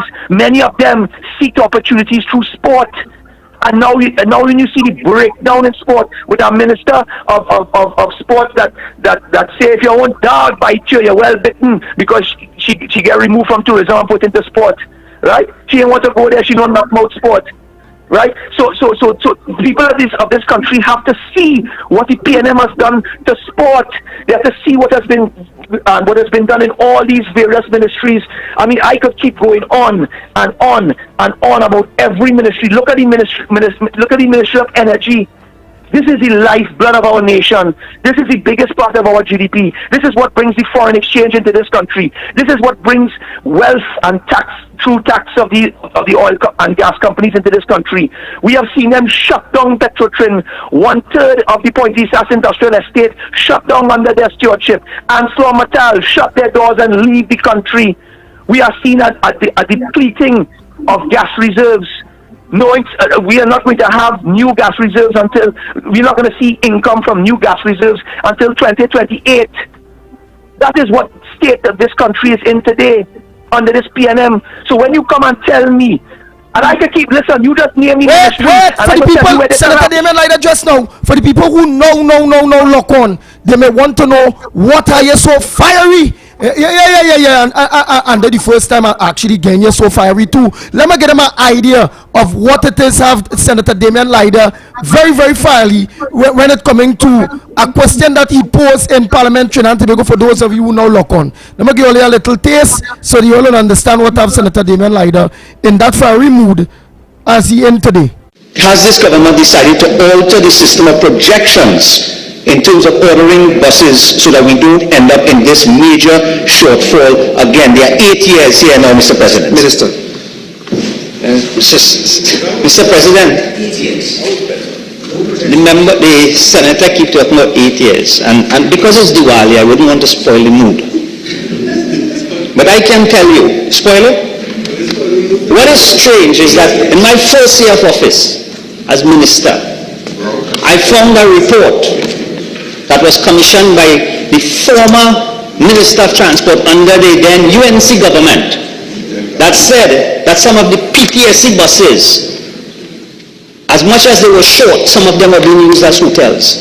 So to come and say today that the government, after 8 years...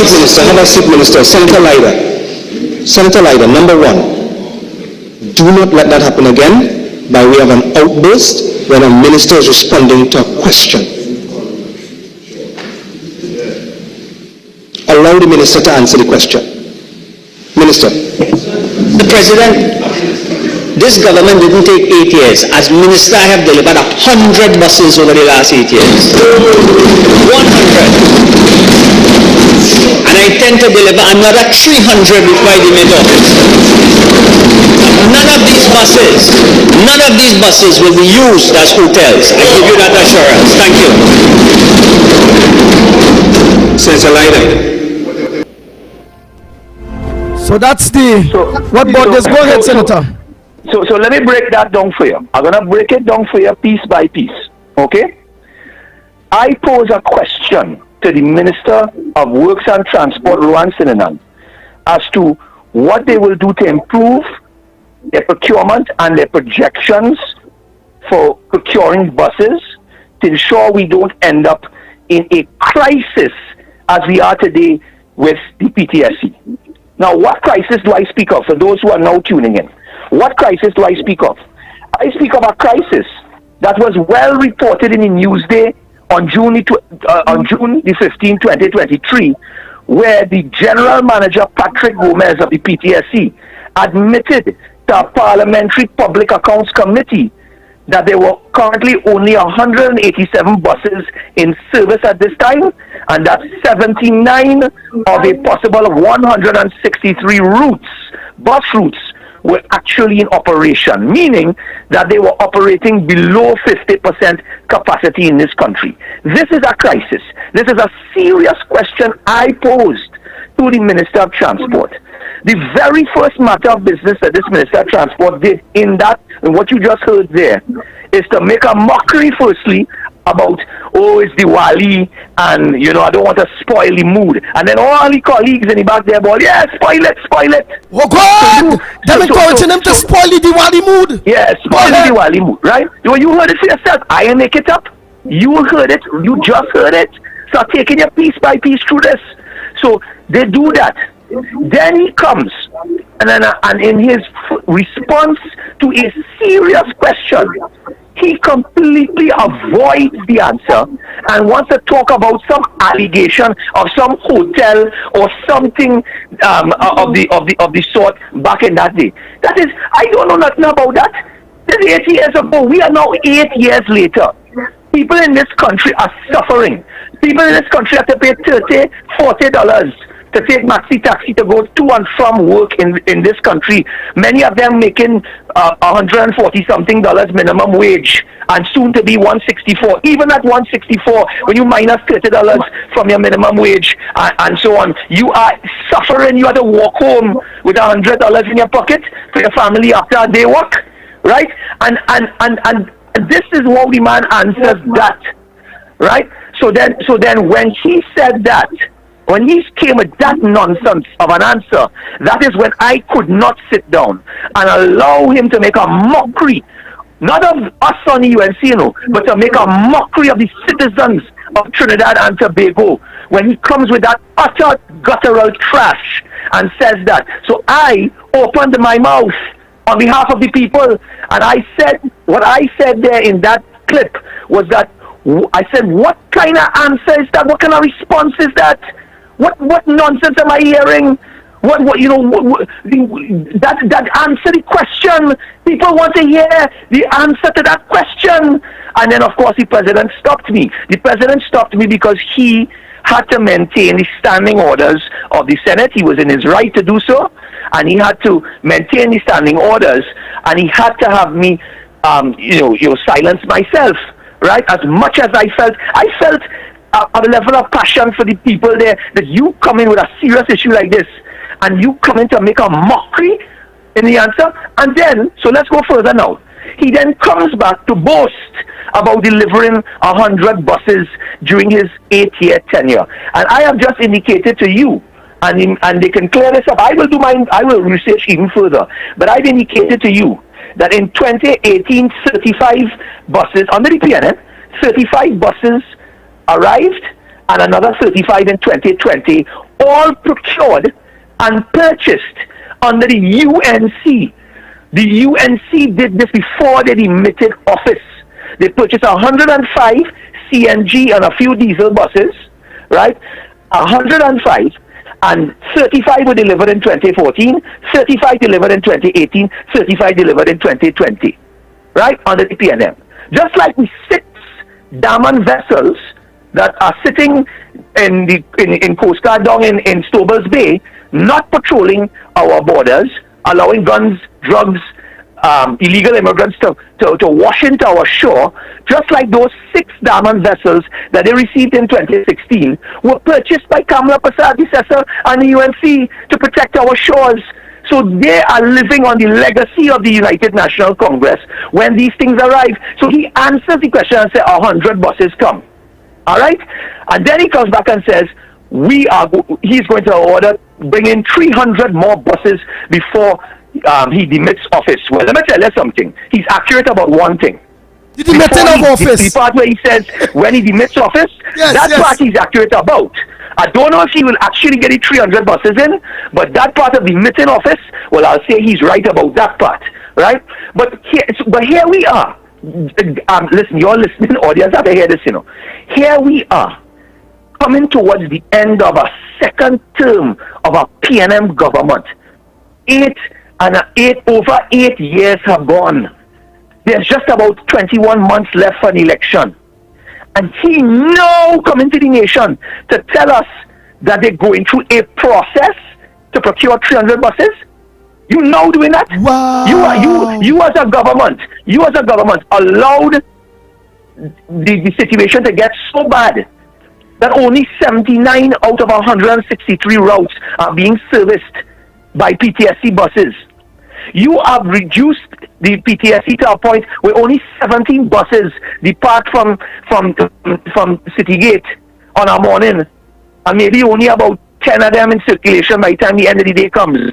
Well, Senator Demelaida, before you continue, right, so I will get a hand to break down what it is you're telling us there. From 160 something buses was in the routes before, now it's only 70 something. So it means that many areas in Trinidad and Tobago are not getting service anymore that used to get service, and now when they could have paid the smaller fee, which is the bus fee, they have to pay the $40 because they don't have no access to the public service anymore. That is what's going on in Trinidad and Tobago now. Because I know that is what is going on, especially in rural areas, right? And what is going on is that buses are breaking down by the week, okay? Because of no maintenance, because they cannot get parts, they are not procuring parts to fix the buses, right? And therefore, so if you have a bus running Blanchy Shares, for example, the village of Blanchy Shares. Well, that is mainly a farming village, a fishing village, right?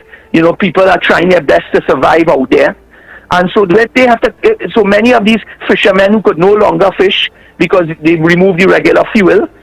So now it's super, they have to put in the tanks, and they can't afford to take a boat out to fish anymore, right? Because agriculture has collapsed in this country, many of them have to now seek employment in the city.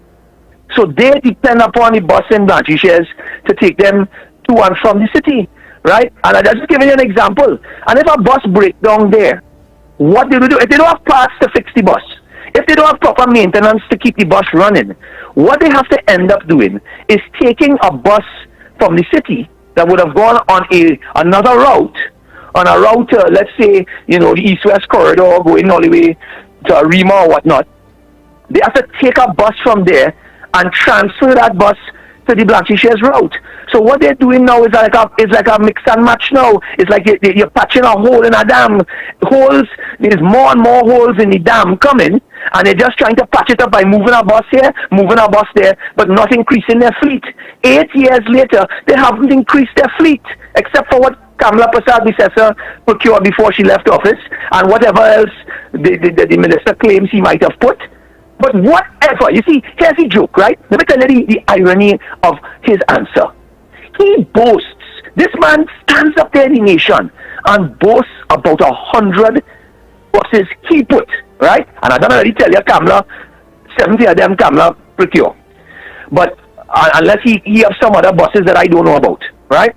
But even if, let's give him the benefit of the doubt, even if the minister actually delivered 100 buses, right, that he boasts about, the fact of the matter, the bottom line is, on June the 15th of 2023, under a PNM government, under a Minister of Works and Transport, the General Manager of the PTSC admitted to a Parliamentary Public Accounts Committee, he put it on the record that there were only 187 buses in service and that only 79 of 163 routes were being serviced. So he could talk from now till the chickens come home, right? Till the yard fowl come home. He could talk now until the lagoon duck fly home, right? But the bottom line is, all the 100 he talk about bringing to the country, the PTSC is in a mess still. They are in a serious condition. They're in a serious condition where the buses are not maintained, where they're breaking down, frustrating the drivers, frustrating the general population. So he could stand up there and talk about all what he deliver. But the facts are the facts, Andy and Lennox. The facts are the facts. They have failed. And you can run now to come and put 300 buses on the road, but for the past few years, Trinidadians have suffered. Trinidadians have suffered under the PNM. You're still there? Yes. Oh boy, well, you have been no, listen. I want you to listen. I want you all to stop for a minute. Take a deep breath and listen carefully. Take a deep breath and listen to the logic here now.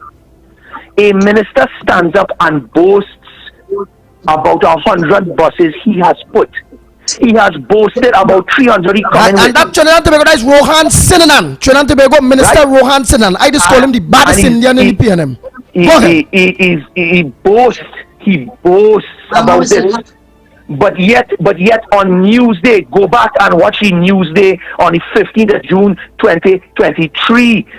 The General Manager Patrick Gomez of PTSC stated in front of a Parliamentary Public Accounts Committee for the record, currently the PTSC has 187 buses in service on 79 of a possible 163 routes. That's about 48%. Less than 50%. So this minister boasts about 100. He boasts about 300. But the facts are the facts. People in Trinidad and Tobago are suffering. They are suffering at the hands of the PNM. They are required to dig deeper into their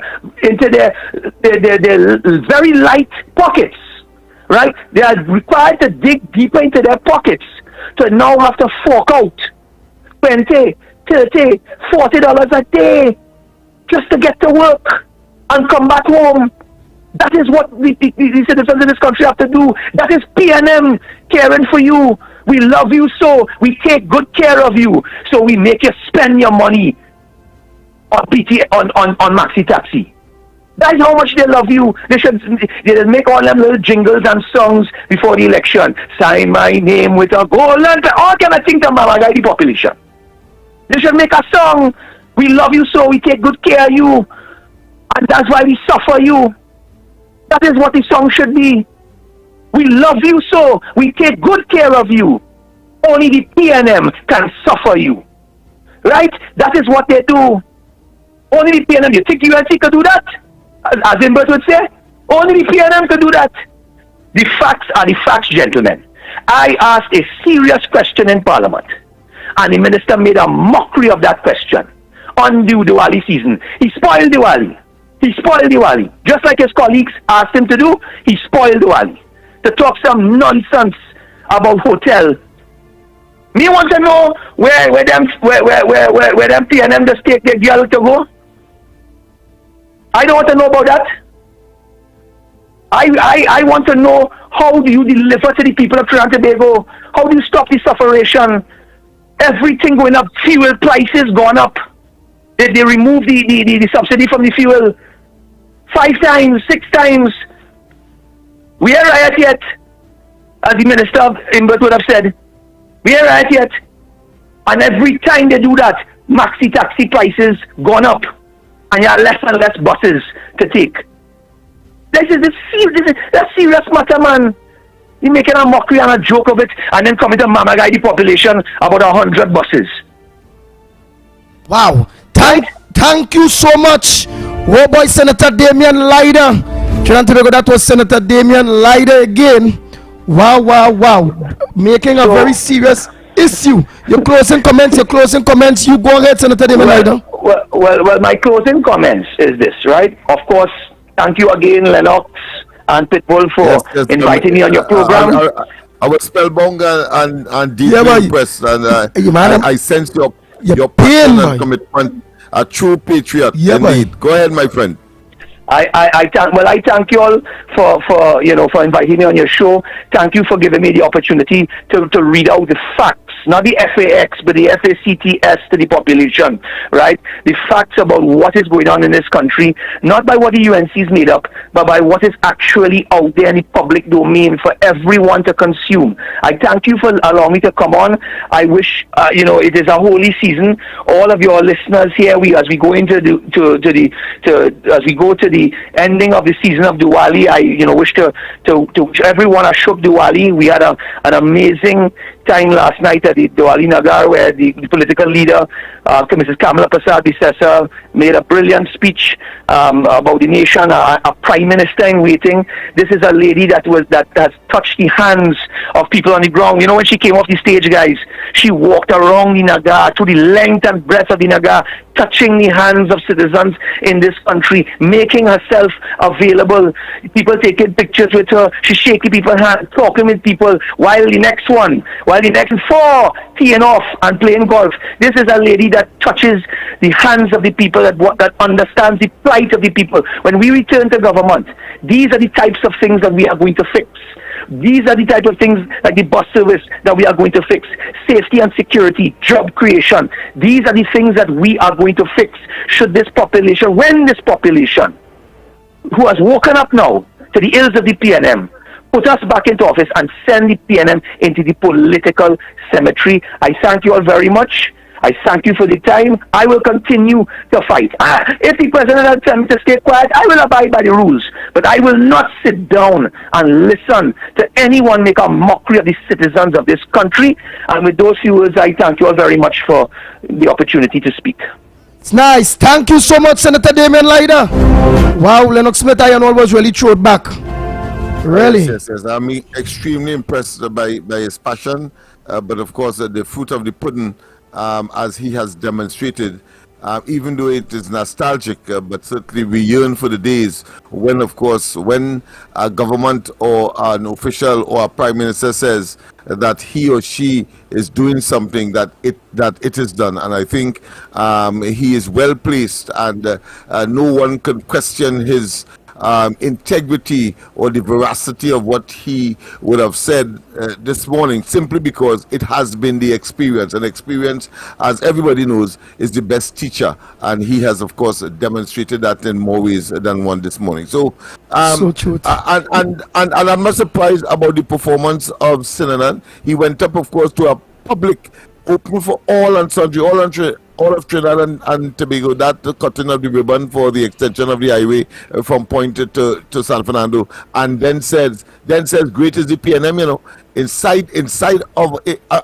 mean, these fellas are pathetic. They are so dunderheaded. They are so doomed that really and truly, they should be somewhere in the backwaters of politics in Trinidad and Tobago. Oh boy! So Trinidad and Tobago, while I put up the ads there, because a lot of time was taken, I'm gonna just play some quick voice notes. By the time, some quick voice notes while I'm doing that. Oh boy! Hey, Andy, that's truth. Damian Lyda is not lying. To go Guayari. The bus driver, the people around have the bus driver, his name is Douglas. He gave them his number so that they can call him. if the bus coming. Sometimes the bus don't come, and people would have to pay $100 to go Guaya from Sando. So Rohan Sinanan being a bully there, it doesn't work. That is true. Good morning, Andy, Trinidad and Tobago. First of all, let me say Diwali greetings to the Hindu community of Trinidad and Tobago. May that light shine within us all. Right? Andy, you're listening to that program, so another gentleman right now. The whole country now is a jungle. Right? The grasses, shrubs, you don't see people, nobody cleaning nothing. The place in a mess, but this is the worst I have ever seen Trinidad and Tobago. We're going down a precipice, and here the people only complaining about no ketchup and pepper sauce in KFC, boy. We reach, Andy, we reach. Trinidad is not a real place. All the departments in PTSC, all the managers, all the departments, and they go see. Say I can't talk. Say I can't talk. You no shame. You hear me? But do a proper investigation. Senator Leader, do investigation into PTSC, the management, all the departments, and go see what happened. Trust me. They got to bury their head in the sand. Love in the house. Good morning, Gong Reporter. Senator Lauda is a boss. He's a boss. We appreciate him.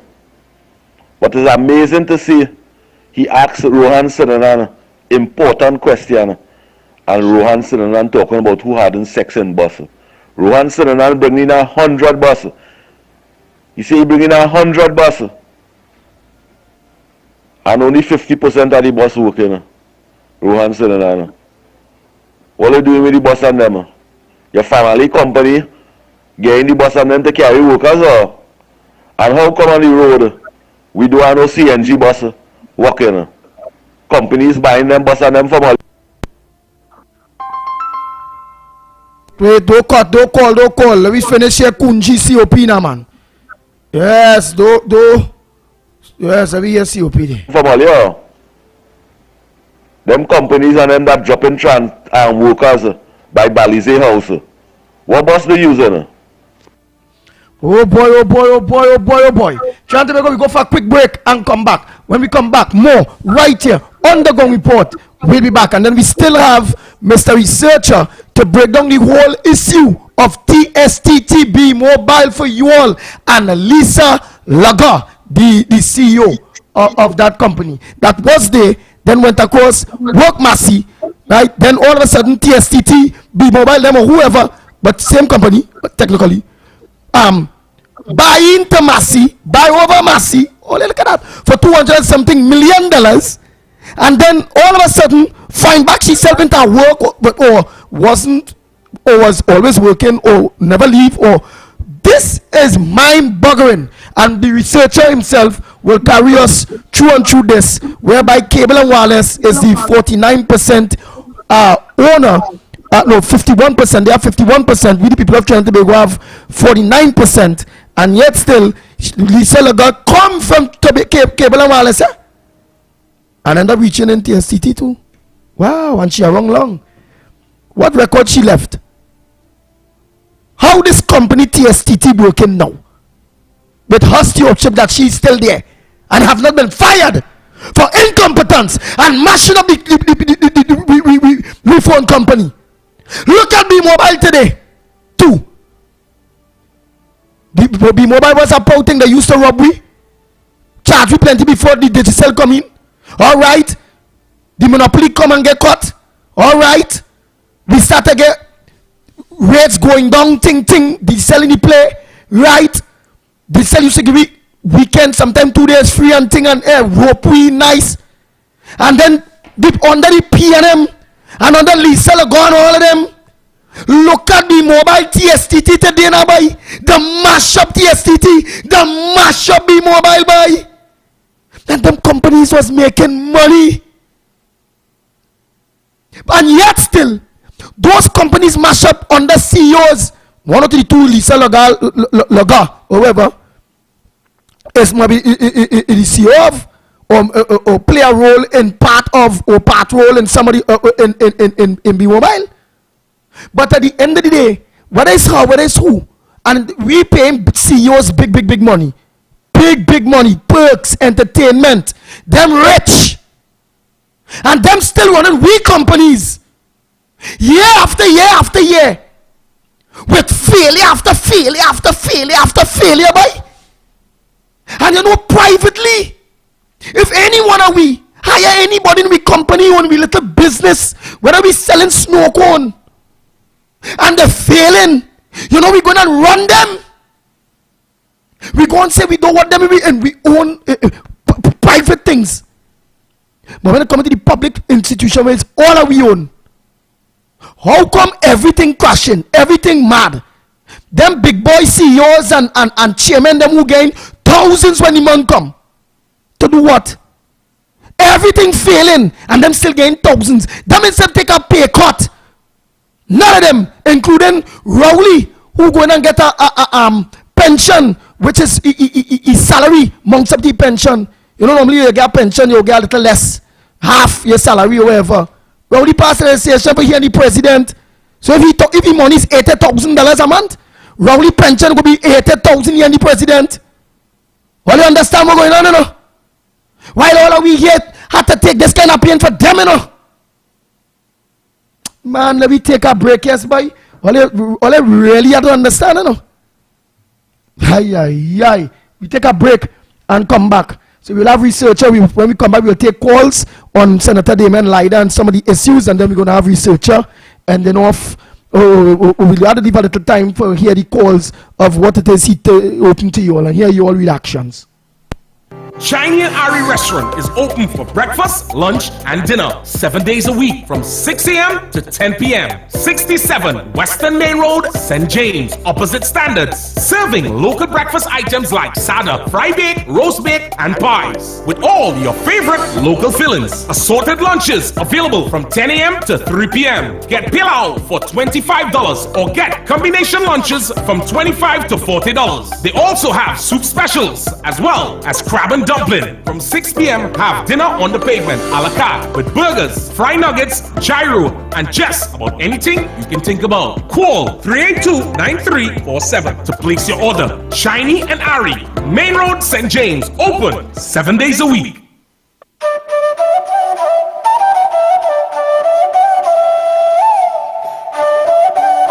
Diwali, the Hindu festival of lights. It symbolizes the spiritual victory of light over darkness, good over evil, and knowledge over ignorance. Keep this in mind when you light your diyas this year. Let us gather the entire family together today and share a feast of lights over darkness. This is Robert Amar. Shubh Diwali to you and yours. From myself and the Mo FM 1047 family.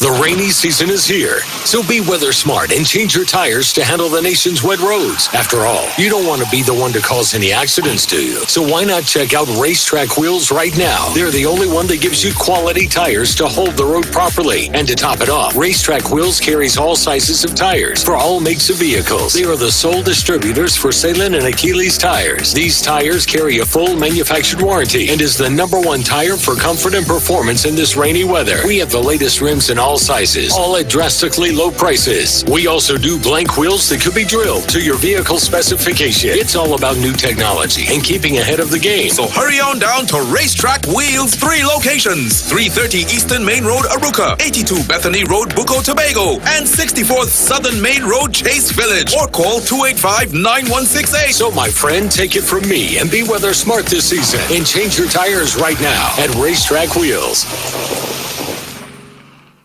Canoopia. Guess what?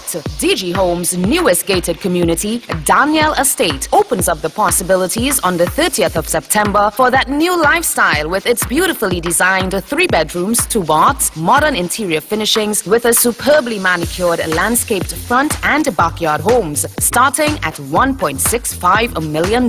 And that's not all. One lucky homeowner will have a chance to win a brand new car. A brand new car. Yes, pull up and park your new car in your 4-vehicle parking space.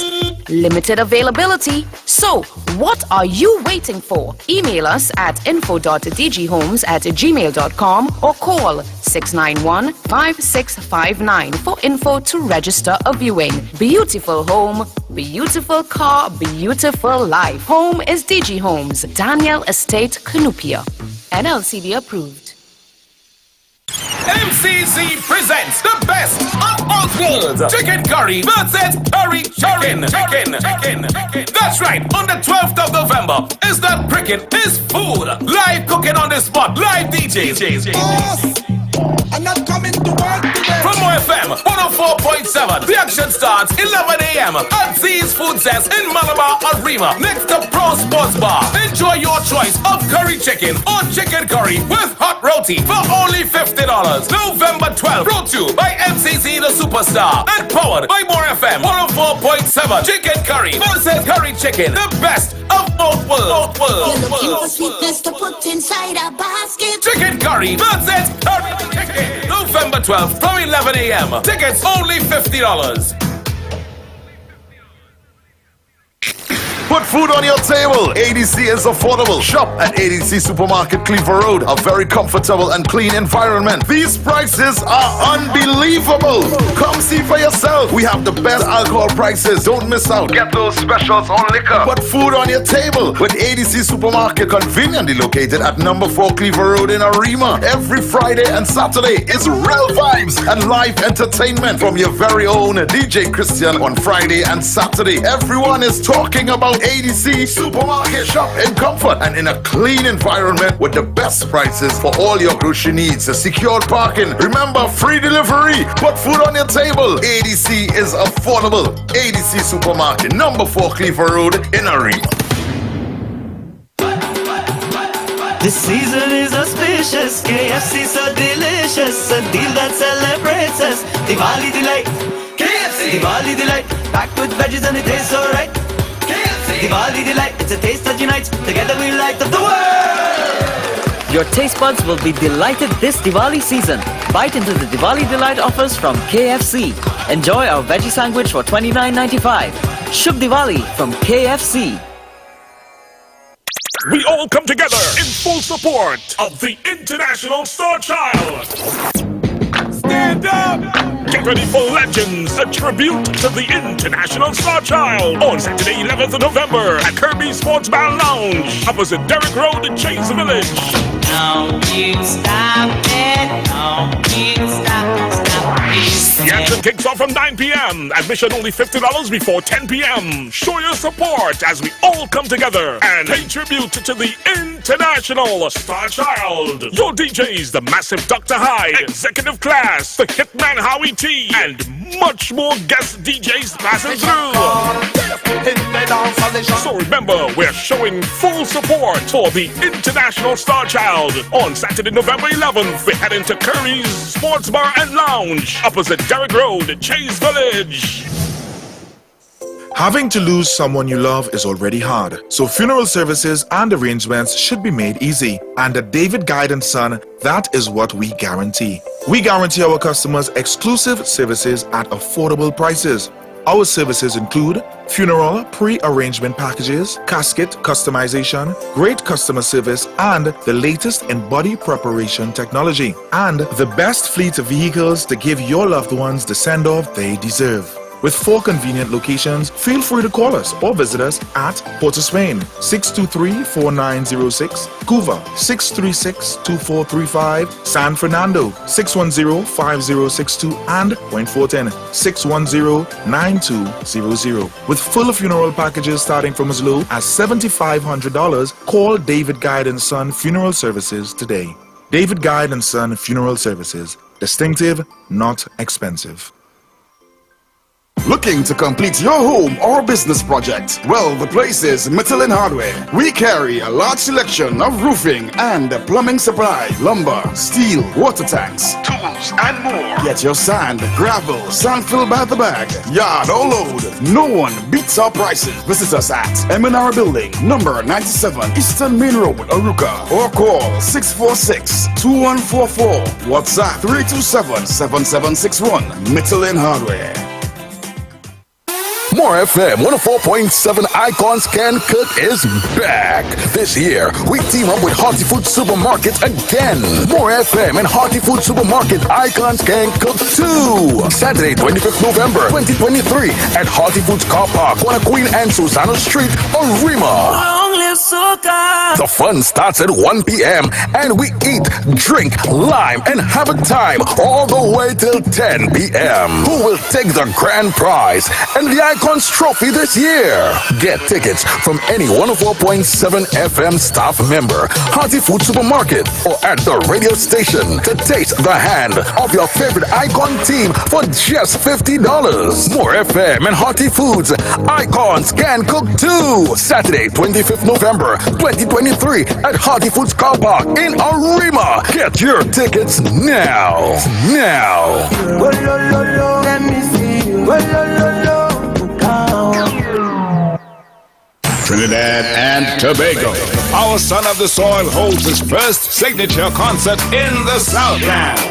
Trinidad me born, Trinidad me come from. This one, long overdue. A story over 25 years in the making.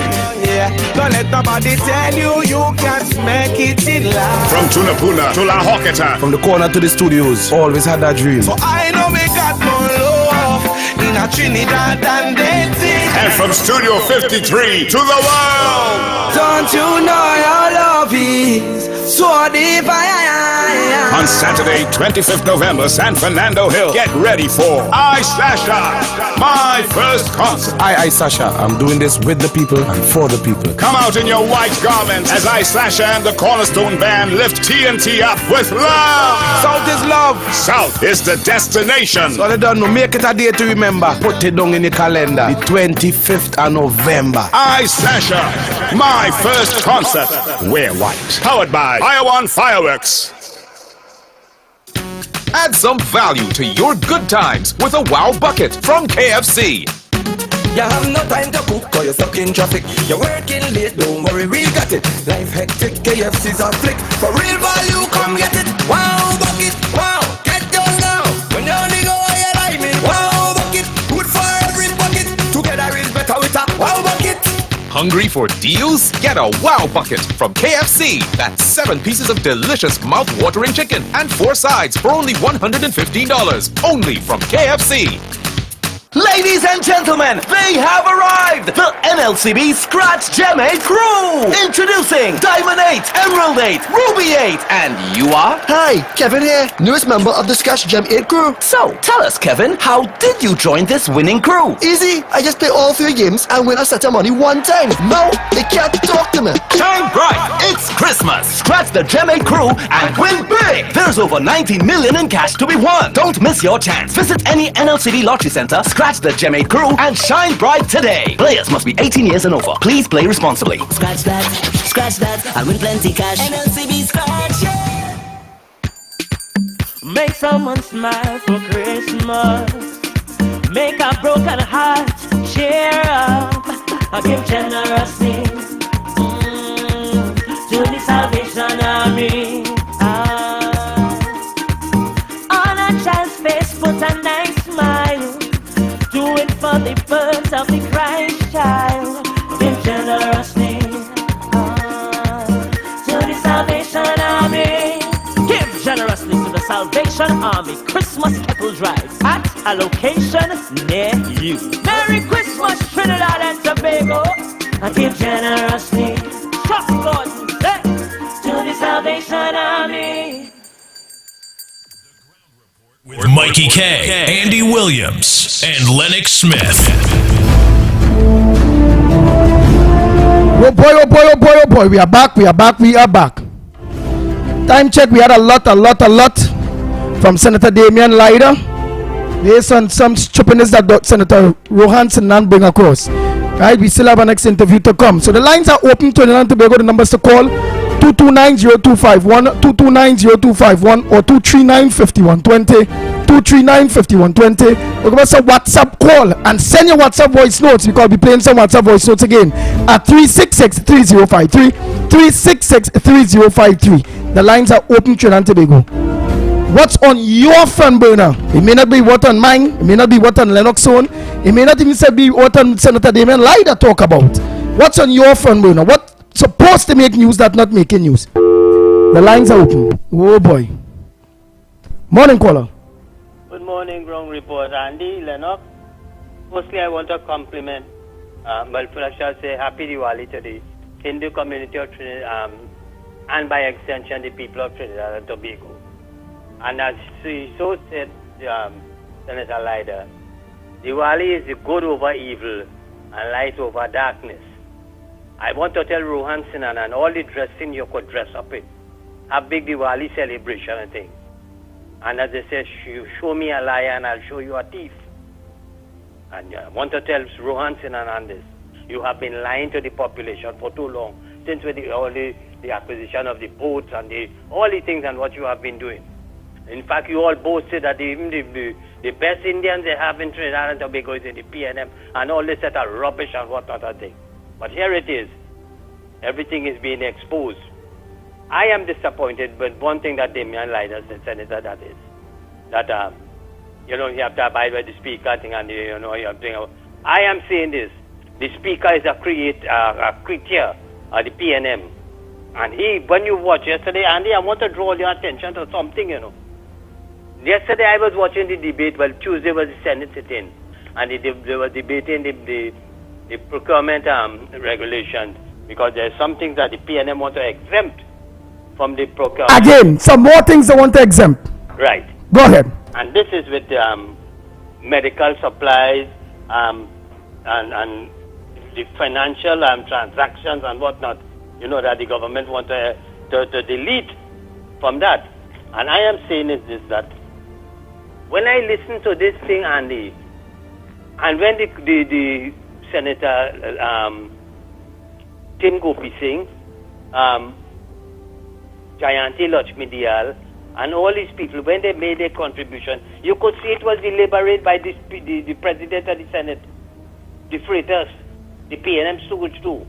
That all of them, that they just keep shutting down and interrupting the opposition senators when they're making their contribution. And why I'm saying this, Andy, one of the things that they want to discuss, what the PNM is proposing, is that, the exemption of the financial services from the procurement regulator. Andy, I heard Tim Gopi Singh said yesterday that Trinidad and Tobago is owing $144 billion. And this is money that PNM borrow. They cannot account for it. They squander it, they thief it and whatnot. And he said the intention is to borrow more money. We don't exceed the borrowing limits and all this kind of thing. And the opposition is checking that. Because you can't be borrowing money. And then what they be doing too is borrowing money to pay back money that they borrow. The debts and whatnot, that thing. Andy, it is getting out of hand with this government where they cannot account to the population of where they're doing with all the money and whatnot. Thank you very much. Well, boy, next caller, morning caller, we're calling from. What's your contribution on the Ground Report this morning? Good morning, Mr. Williams and Mr. Smith. I'm calling you from Guacara in the constituency of Tabakit. All right? I have a problem here. Over the years, since 2020, I've been trying to get it resolved. With the Ministry of Health, the councillor, the parliamentary representative, and so on. And so far, I've reached nowhere with it. Okay? The thing is, our neighbor, our next door neighbor, that built a house, he operates a food business and from that place, right? But he never saw it fit to make drainage and to create a proper sewage facility, all right? Now, he's supposed to make a drain to the box drain in front of his house, but instead he made a he made a prayer house and he planted trees, okay? But instead, he dug a trench under my fence. So that his sewage, raw sewage that is, wastewater and rainwater could pass below the fence and into my yard. Right? That thing is so stink, Mr. Williams. It's so disgraceful and inhumane. And I'm getting no help from anyone. All right, after the program, call me after the program, and I will get your neighbor number. Obviously, you might have an idea, your neighbor number, this, that, and I will make an intervention based on a sewage thing, and then I'll guide you to go to the regional corporation health department, because there is a health crisis there, very serious health crisis. But your MP or your councillor, you'll be able to tell me who is them, and I will make sure and put them on to you, where we will deal with that, right? All right, partner. So call me right after the program. Let's take some quick calls. Morning caller, where you calling from? Oh boy, let's go again. Oh boy. Let's take some other calls. Morning caller. Morning, Andy. Short and sweet, Madras. Go ahead. I will make it quick, but this is very important what I have to say. You see, when Damian Leiter was talking this morning, he wasn't really eager to bring to the program, because a lot of people don't know what takes place in Parliament. And I recall when he was speaking at one time about the petroleum and the gas bill and some other stuff, the distribution of gas stations and licensing, and the prices. And Mr. Imbert made a comment in Parliament, and he said, opposition speakers talking about this stuff, and Mr. Leiter, this bill will benefit your family who owns a gas station. Mr. Leiter was very quiet. Because a lot of those, including Mr. Leiter, have businesses that interact with state government enterprise, like the transportation department. How many ministers have families that own transportation companies, taxi service, maxi taxi, big buses? Those buses that we have under the Government Procurement Act needs to be fixed. But right now they need to be disassembled because we have people who work in government trying to enrich themselves. And I'll give you another example. That's the last example. Go ahead. Go ahead. Next call after. It has to do with the DPP's office. The DPP has no power. The DPP is an investigative office. All the DPP has to do is get files from the different state entities that are suing, and the DPP has to look at the evidence, present it to him from these investigative entities, and then present it to the court. You think the DPP gets all the files from the police report on time? You think the DPP wanted to move into that building? The bottom line in the Constitution is that the DPP has very much independence. He can make his own decisions and ignore the Attorney General, who's supposed to really be managing the DPP's office to some extent. And the Attorney General spent millions, $55 million on a building that was owned by the Azar family. This is important. Very important. Thanks so much, Ms. Madras. Next caller, morning caller, where calling from? What's your contribution to the Gun Report this morning? Good morning, Andy, Lennox, Mikey, Cuff, and to everybody out there. Andy, I must congratulate you all this morning on bringing on Damian Leiter to bring us up on the situation with PTSC. It was a beautiful segment. For a long time, Andy, I've not heard a nice segment like that. Let's put it this way. You understand? It was very informative. And to see that how they're playing the fool with our money in Parliament. Did Damian Leiter really expected functionally illiterate Rohan Sinanan to answer him properly? Because when the argument is lost, when they cannot account for money spent, they start with the nastiness, right?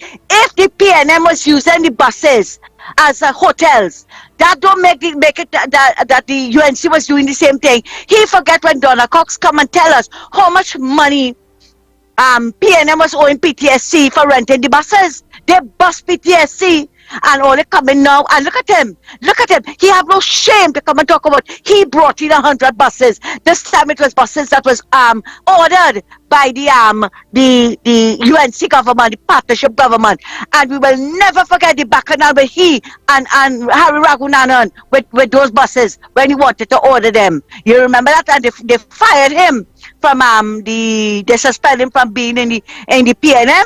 They cannot come here and account for a cent pen. And when they do that, they figure that we are going to stop. But I'm encouraging Damian Lider and the rest of them. When they start with that nonsense, don't stop. Continue asking questions about how our money is being spent. Because when the partnership government was there, they had to answer every question. And they did answer it. And the Prime Minister's questioned them everywhere wrong, right? And all who want to come and talk nonsense or attack me or whatever when I talk the right thing, I am going to continue talking the right thing, Andy. And that is what I appreciated this morning, what all you did by bringing Damian Lider here. Thanks a lot and have a good one. Next caller. Go ahead, caller. Oh boy, oh boy, oh boy, oh boy, oh boy. Go ahead, caller. Short and sweet. Hello, morning. Morning. I was listening to Delina sometime 2 days ago, and him talking about putting a name on the airport. And you know, everybody talking about this, even Lennox, but you went wrong there. The country must remember one thing. Dr. Rudranath Kaplev is the man who went with William to get this country independent. And how much things is on Kaplev name? You have Twin Towers on Eric William, the medical thing on Eric William. What Dr. Rudranath Kaplev name on? I think the airport supposed to be named after Dr. Rudranath Kaplev International Airport. That man deserves it. Yet he stand up with Eric William to get this country independent. Morning, caller. Where are you calling from? What's your contribution on the Going Report this morning? Andy, morning to you all, Lennox. I listened to Damian Lider this morning. Senator Damian Lider. Go ahead. Yeah, right. And he used one word, guttural. And this is where he should have deal with Silanan. When he asked him the question, he should have told him, listen to me, man. I am asking you a question from the highest office in the land. And you are responding from the gutter. And then you will never get no trouble with the secret or nobody. Instead of that, you get hurt. You can't get hurt. They're not going to handle that beautifully. You're responding from the gutter. Nah, boy, but when you're hearing that kind of hurtful response, when the man talking about serious thing, where if a man getting a 140, boy, no what $100. Nah, a man wouldn't want to hear that kind of talk when a man care about poor people. Yeah, but you know the kind of people they deal with. So you have to be diplomatic. And the secret could have never tell him nothing. He told you the word this morning, guttural. I am asking you a question from the highest office in the land, and you're responding from the gutter. That should have been Lennox. Lennox will have to keep very good, that one.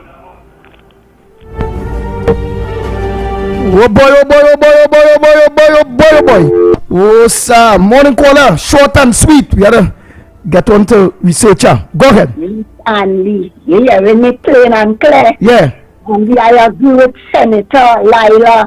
Because sometimes when you're in the terminus there in town and you have to get a Shoguana's bus, right? Sometimes you sit down there 9 o'clock, you don't even get the bus until 12. It's only Shoguana's people they're treating bad.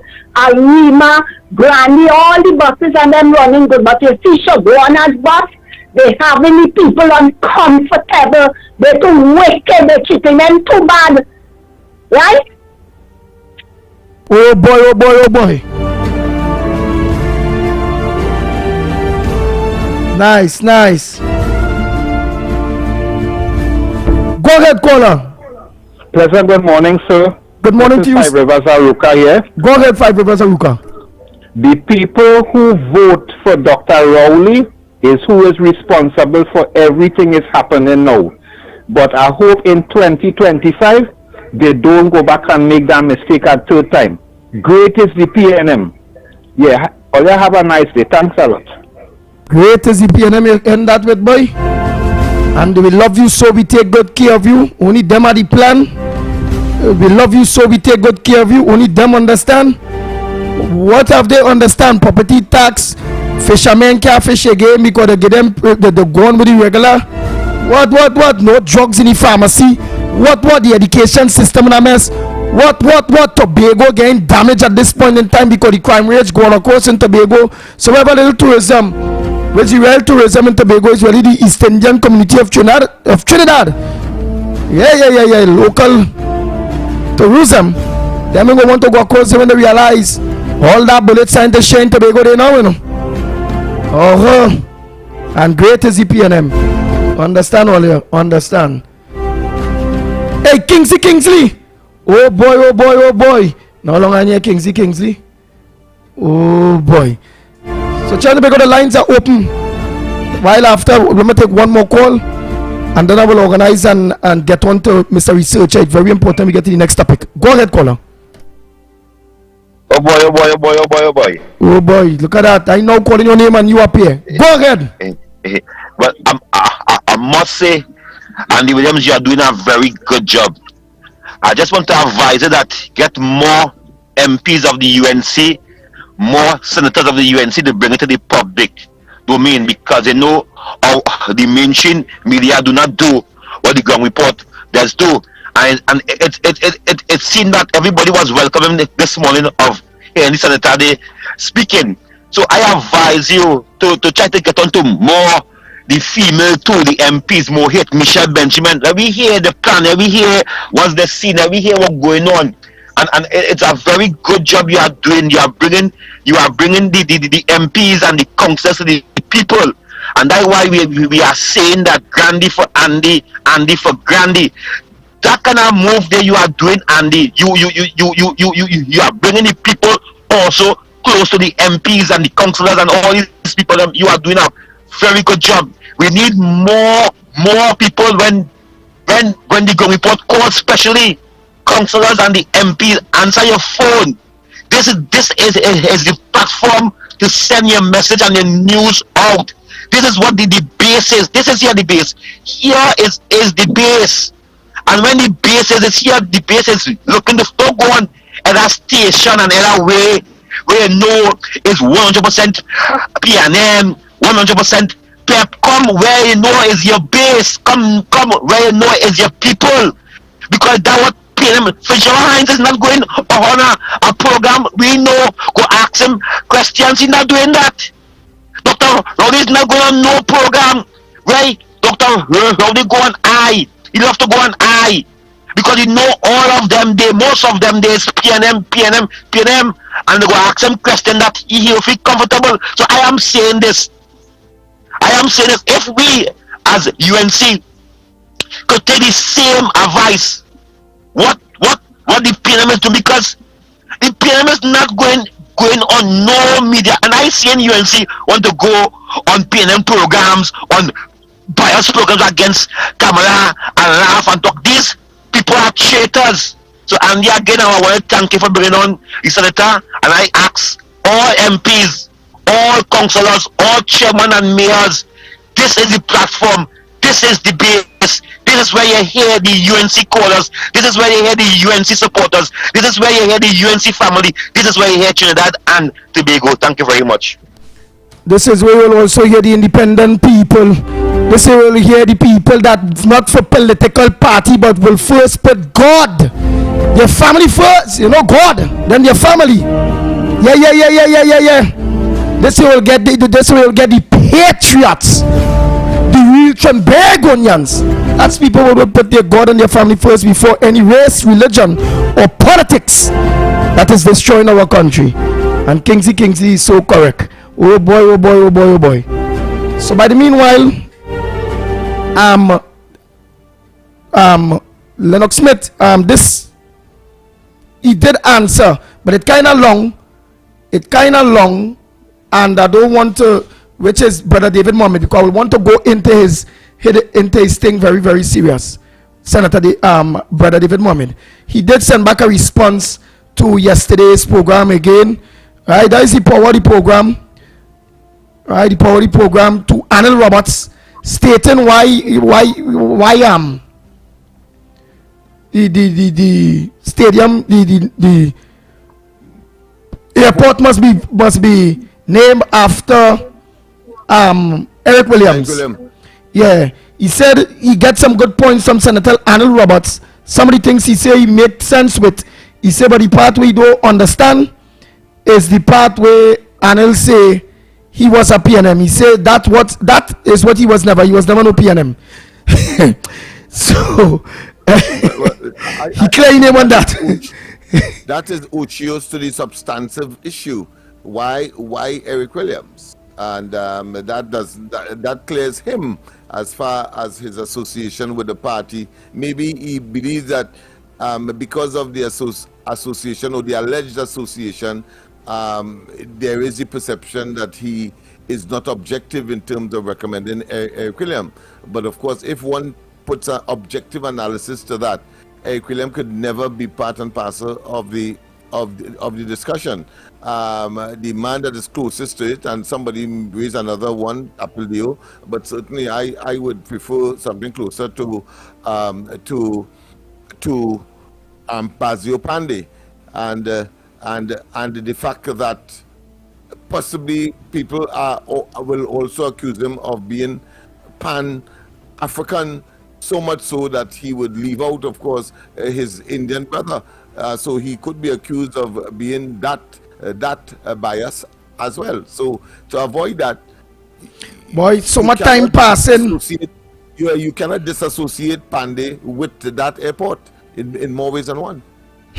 Boy, say we will do, because that time passing and the days are very serious thing. But at least let us hear where we will go in it. Hey, researcher, I know you would need more time to be able to go in, because it's time check. It's 10 minutes to the hour of 9 o'clock. And I know you'll need more time. He's done on already, right? But give people a quick idea whereby Monday, please God, we will go into TSTT, B Mobile, Cable and Wireless, and Lisa Lago. But just get them you have like 5 minutes still. We can just get them a briefing. Go ahead, researcher.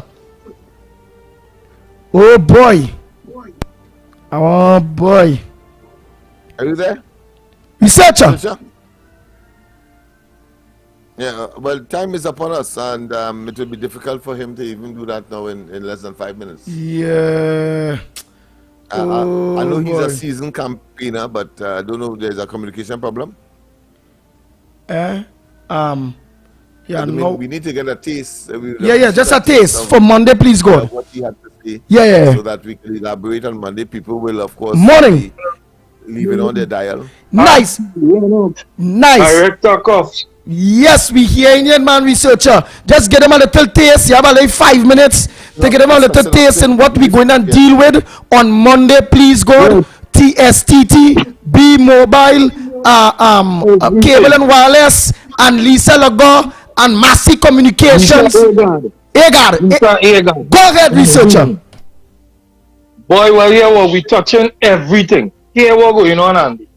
The mission right now, they're not touching the assets, they're not touching the procurement legislation, and most importantly, we're not paying nothing. Andy, watch now, a movement is going to start in Trinidad and Tobago. We're putting the government on notice here today. Ask the tax reloaded. We're not paying nothing. Trini, sit down right now and taking this kind of victimization. I suppose to open my Trinidad Guardian and see what you feel they're putting in the papers for. What you feel Supermarket Association putting that for? You feel because they like poor people? They're putting that to let you know the wood that coming. West Trinidad Supermarket faces 58.24% electricity hike. When you hear that kind of talk, it's the same thing with property tax. When property tax go into effect, every single thing is going to increase. When gasoline price increase and fuel price increase, everything increases. When this electricity rate hike takes effect, every single thing will increase. And the people of Trinidad and Tobago, sitting here and taking this, we are starting a movement. Ask the tax reloaded, Andy. Jerseys will be printed. This will be visual in people's face. In the back of the jersey, we're not paying nothing. So we supposed to pay tax. And Grand Bazaar and all them big commercial juggernauts, I want to call them enterprises. These fellas not going and pay a red cent. And you coming by me for property tax. And everybody sit down in Trinidad with their party card in their pocket. And sit down quiet, waiting patiently to pay. For granny property to jump up, and for property that all the last little thing all you're holding on to, for all your rent to go up, for you to keep ducking the landlord. when you go in the booth, Keith Rowley, Forrest, Imbert, none of them not seeing what you're going and do. If all you like to wear red jersey, wear all your red jersey. If all you like PNM party, carrying all your wallet or wherever, put it there. But I am making a clarion call according to Tabakit. I am making a call when you go in that booth and you and Jesus stand up in there. Put your X by where it will make a difference, where it will help you, not penalize and persecute you as a poor man. We don't catch it with tail, boy. Right now I talked to our brethren there last night, and imagine you are afraid to fix your place right now, Andy Williams.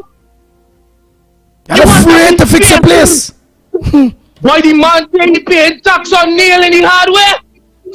The man paying tax on nail in the hardware, but you have to study, you have to pay transport to bring your material, you have to do all kind of thing, you have to pay for your boxer tile and your grout and your whatever. Buy a little AC, they come and they see 280 how you have money. Enough is enough. Ask the tax. It has nothing about party card here. This surpasses all political barriers and borders, and we not paying nothing. That's what we putting on the back of the jersey. Have a nice day. The Ground Report with Mikey K, Andy Williams, and Lennox Smith. More FM 104.7. The Ground Report with Mikey K, Andy Williams, and Lennox Smith. Boy, Lennox Smith, we get a taste of what going to happen on Monday. Please, God, where we research are going and break down this whole. I didn't hear anything about TSCT and so on, so I was a bit concerned that was his synopsis. But he left the best for last, so that is good. So people will keep their dial on way until Monday to, of course, hear the conclusion of this investigation. Our very own, of course, researcher. Oh boy, time check. It's approximately 4 minutes to the hour, and I'm sure, let me peep, because once I see ads load, I know well, Howie T, today Friday, you know, so it's Howie T, the hitman, and Antics International, yes, let me make sure, let me see, Antics, if you're there, go just put some ad up there, so I go see while you're there, right, you put some ad up, I go see through desktop, nice, so by the meanwhile, Lennox Smith, what we go do? Dial right there. Good music after hectic week with information galore. I hope that you're not overloaded because we have more for you on Monday. Nice. So what we're gonna do? We're gonna play some voice notes there. Hey, I can't forget Trinidad and Tobago. How I go forget? Hey, let me say a pleasant good morning to Komora. Komora KK, good morning to you. Trinidad and Tobago. You the people of Valencia and Valencia East, I have to give all of this message. And the same way Damian Lider break down various things, I'm breaking it down to you all. Look at the pressure for water we're going through in Valencia. Look at the pressure for water we're going through in Grandi and various places. Watch. No delivery, right? But hear what? You all will see. And that will be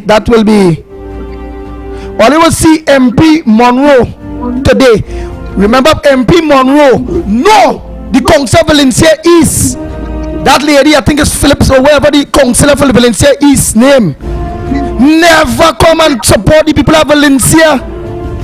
MP Monroe never go in Valencia to talk about the water and to make sure they get water. But hear what? Or they go see the MP today, Monroe. Rip Van Winkle has awakened from his slumber. Rip Van No, but hear why you go see the MP Monroe.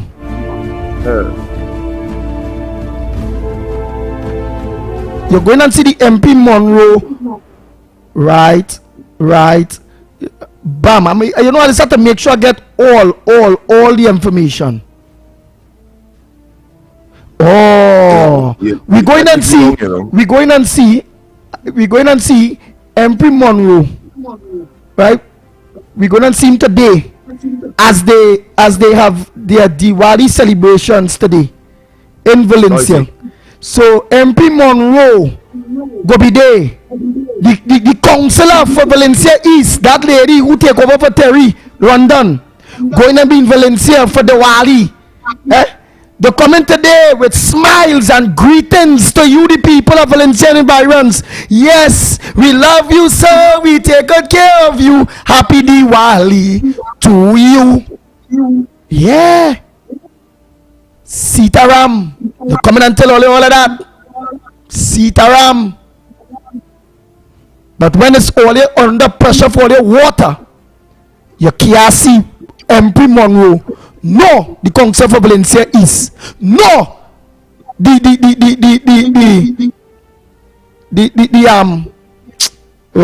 ombudsman.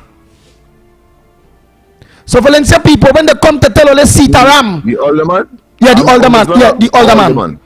So when they come to tell all this stupidness today, in a very good season, them only comment to Mama Guy earlier. It's Diwali. So them only come in because they're hosting something in Valencia, a Diwali celebration. The PNM. They can't host all the bad, all they ain't getting water for all these months, all they ain't seen none of them. But they're coming to you, the people of Valencia, in this holy time, to Mama Guy you all, tell you all Sitaram. And in going and deliver nothing to all you. Mama Guy again, that we call they're looking for exposure. What you call it? These are recalcitrant people who have not learned their lesson. They had to take from Heinz. You see, they run them out and beat them under some heavy, dirty water.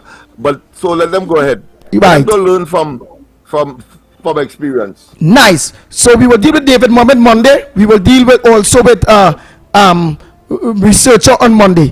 Don't forget tonight, Lennox Smith would not be on. He'll be at Pagos. Right, Robbie T and Antics them already in the building. Yes. So let me organize and play my disclaimer. Pop something. Let me make sure, yeah, boy. Oh boy. So Trinidad and Tobago, after God family comes first, be safe on the roads. On behalf of the Ground Report team, yours truly, the Pitbull of Radio. On behalf of the Ground Report, now known as Andy for Grandy, because Grandy for Andy. Valencia from Otua straight to Matlot. We are out of here until Monday morning, please God. Today's program was a great one. Nothing tonight.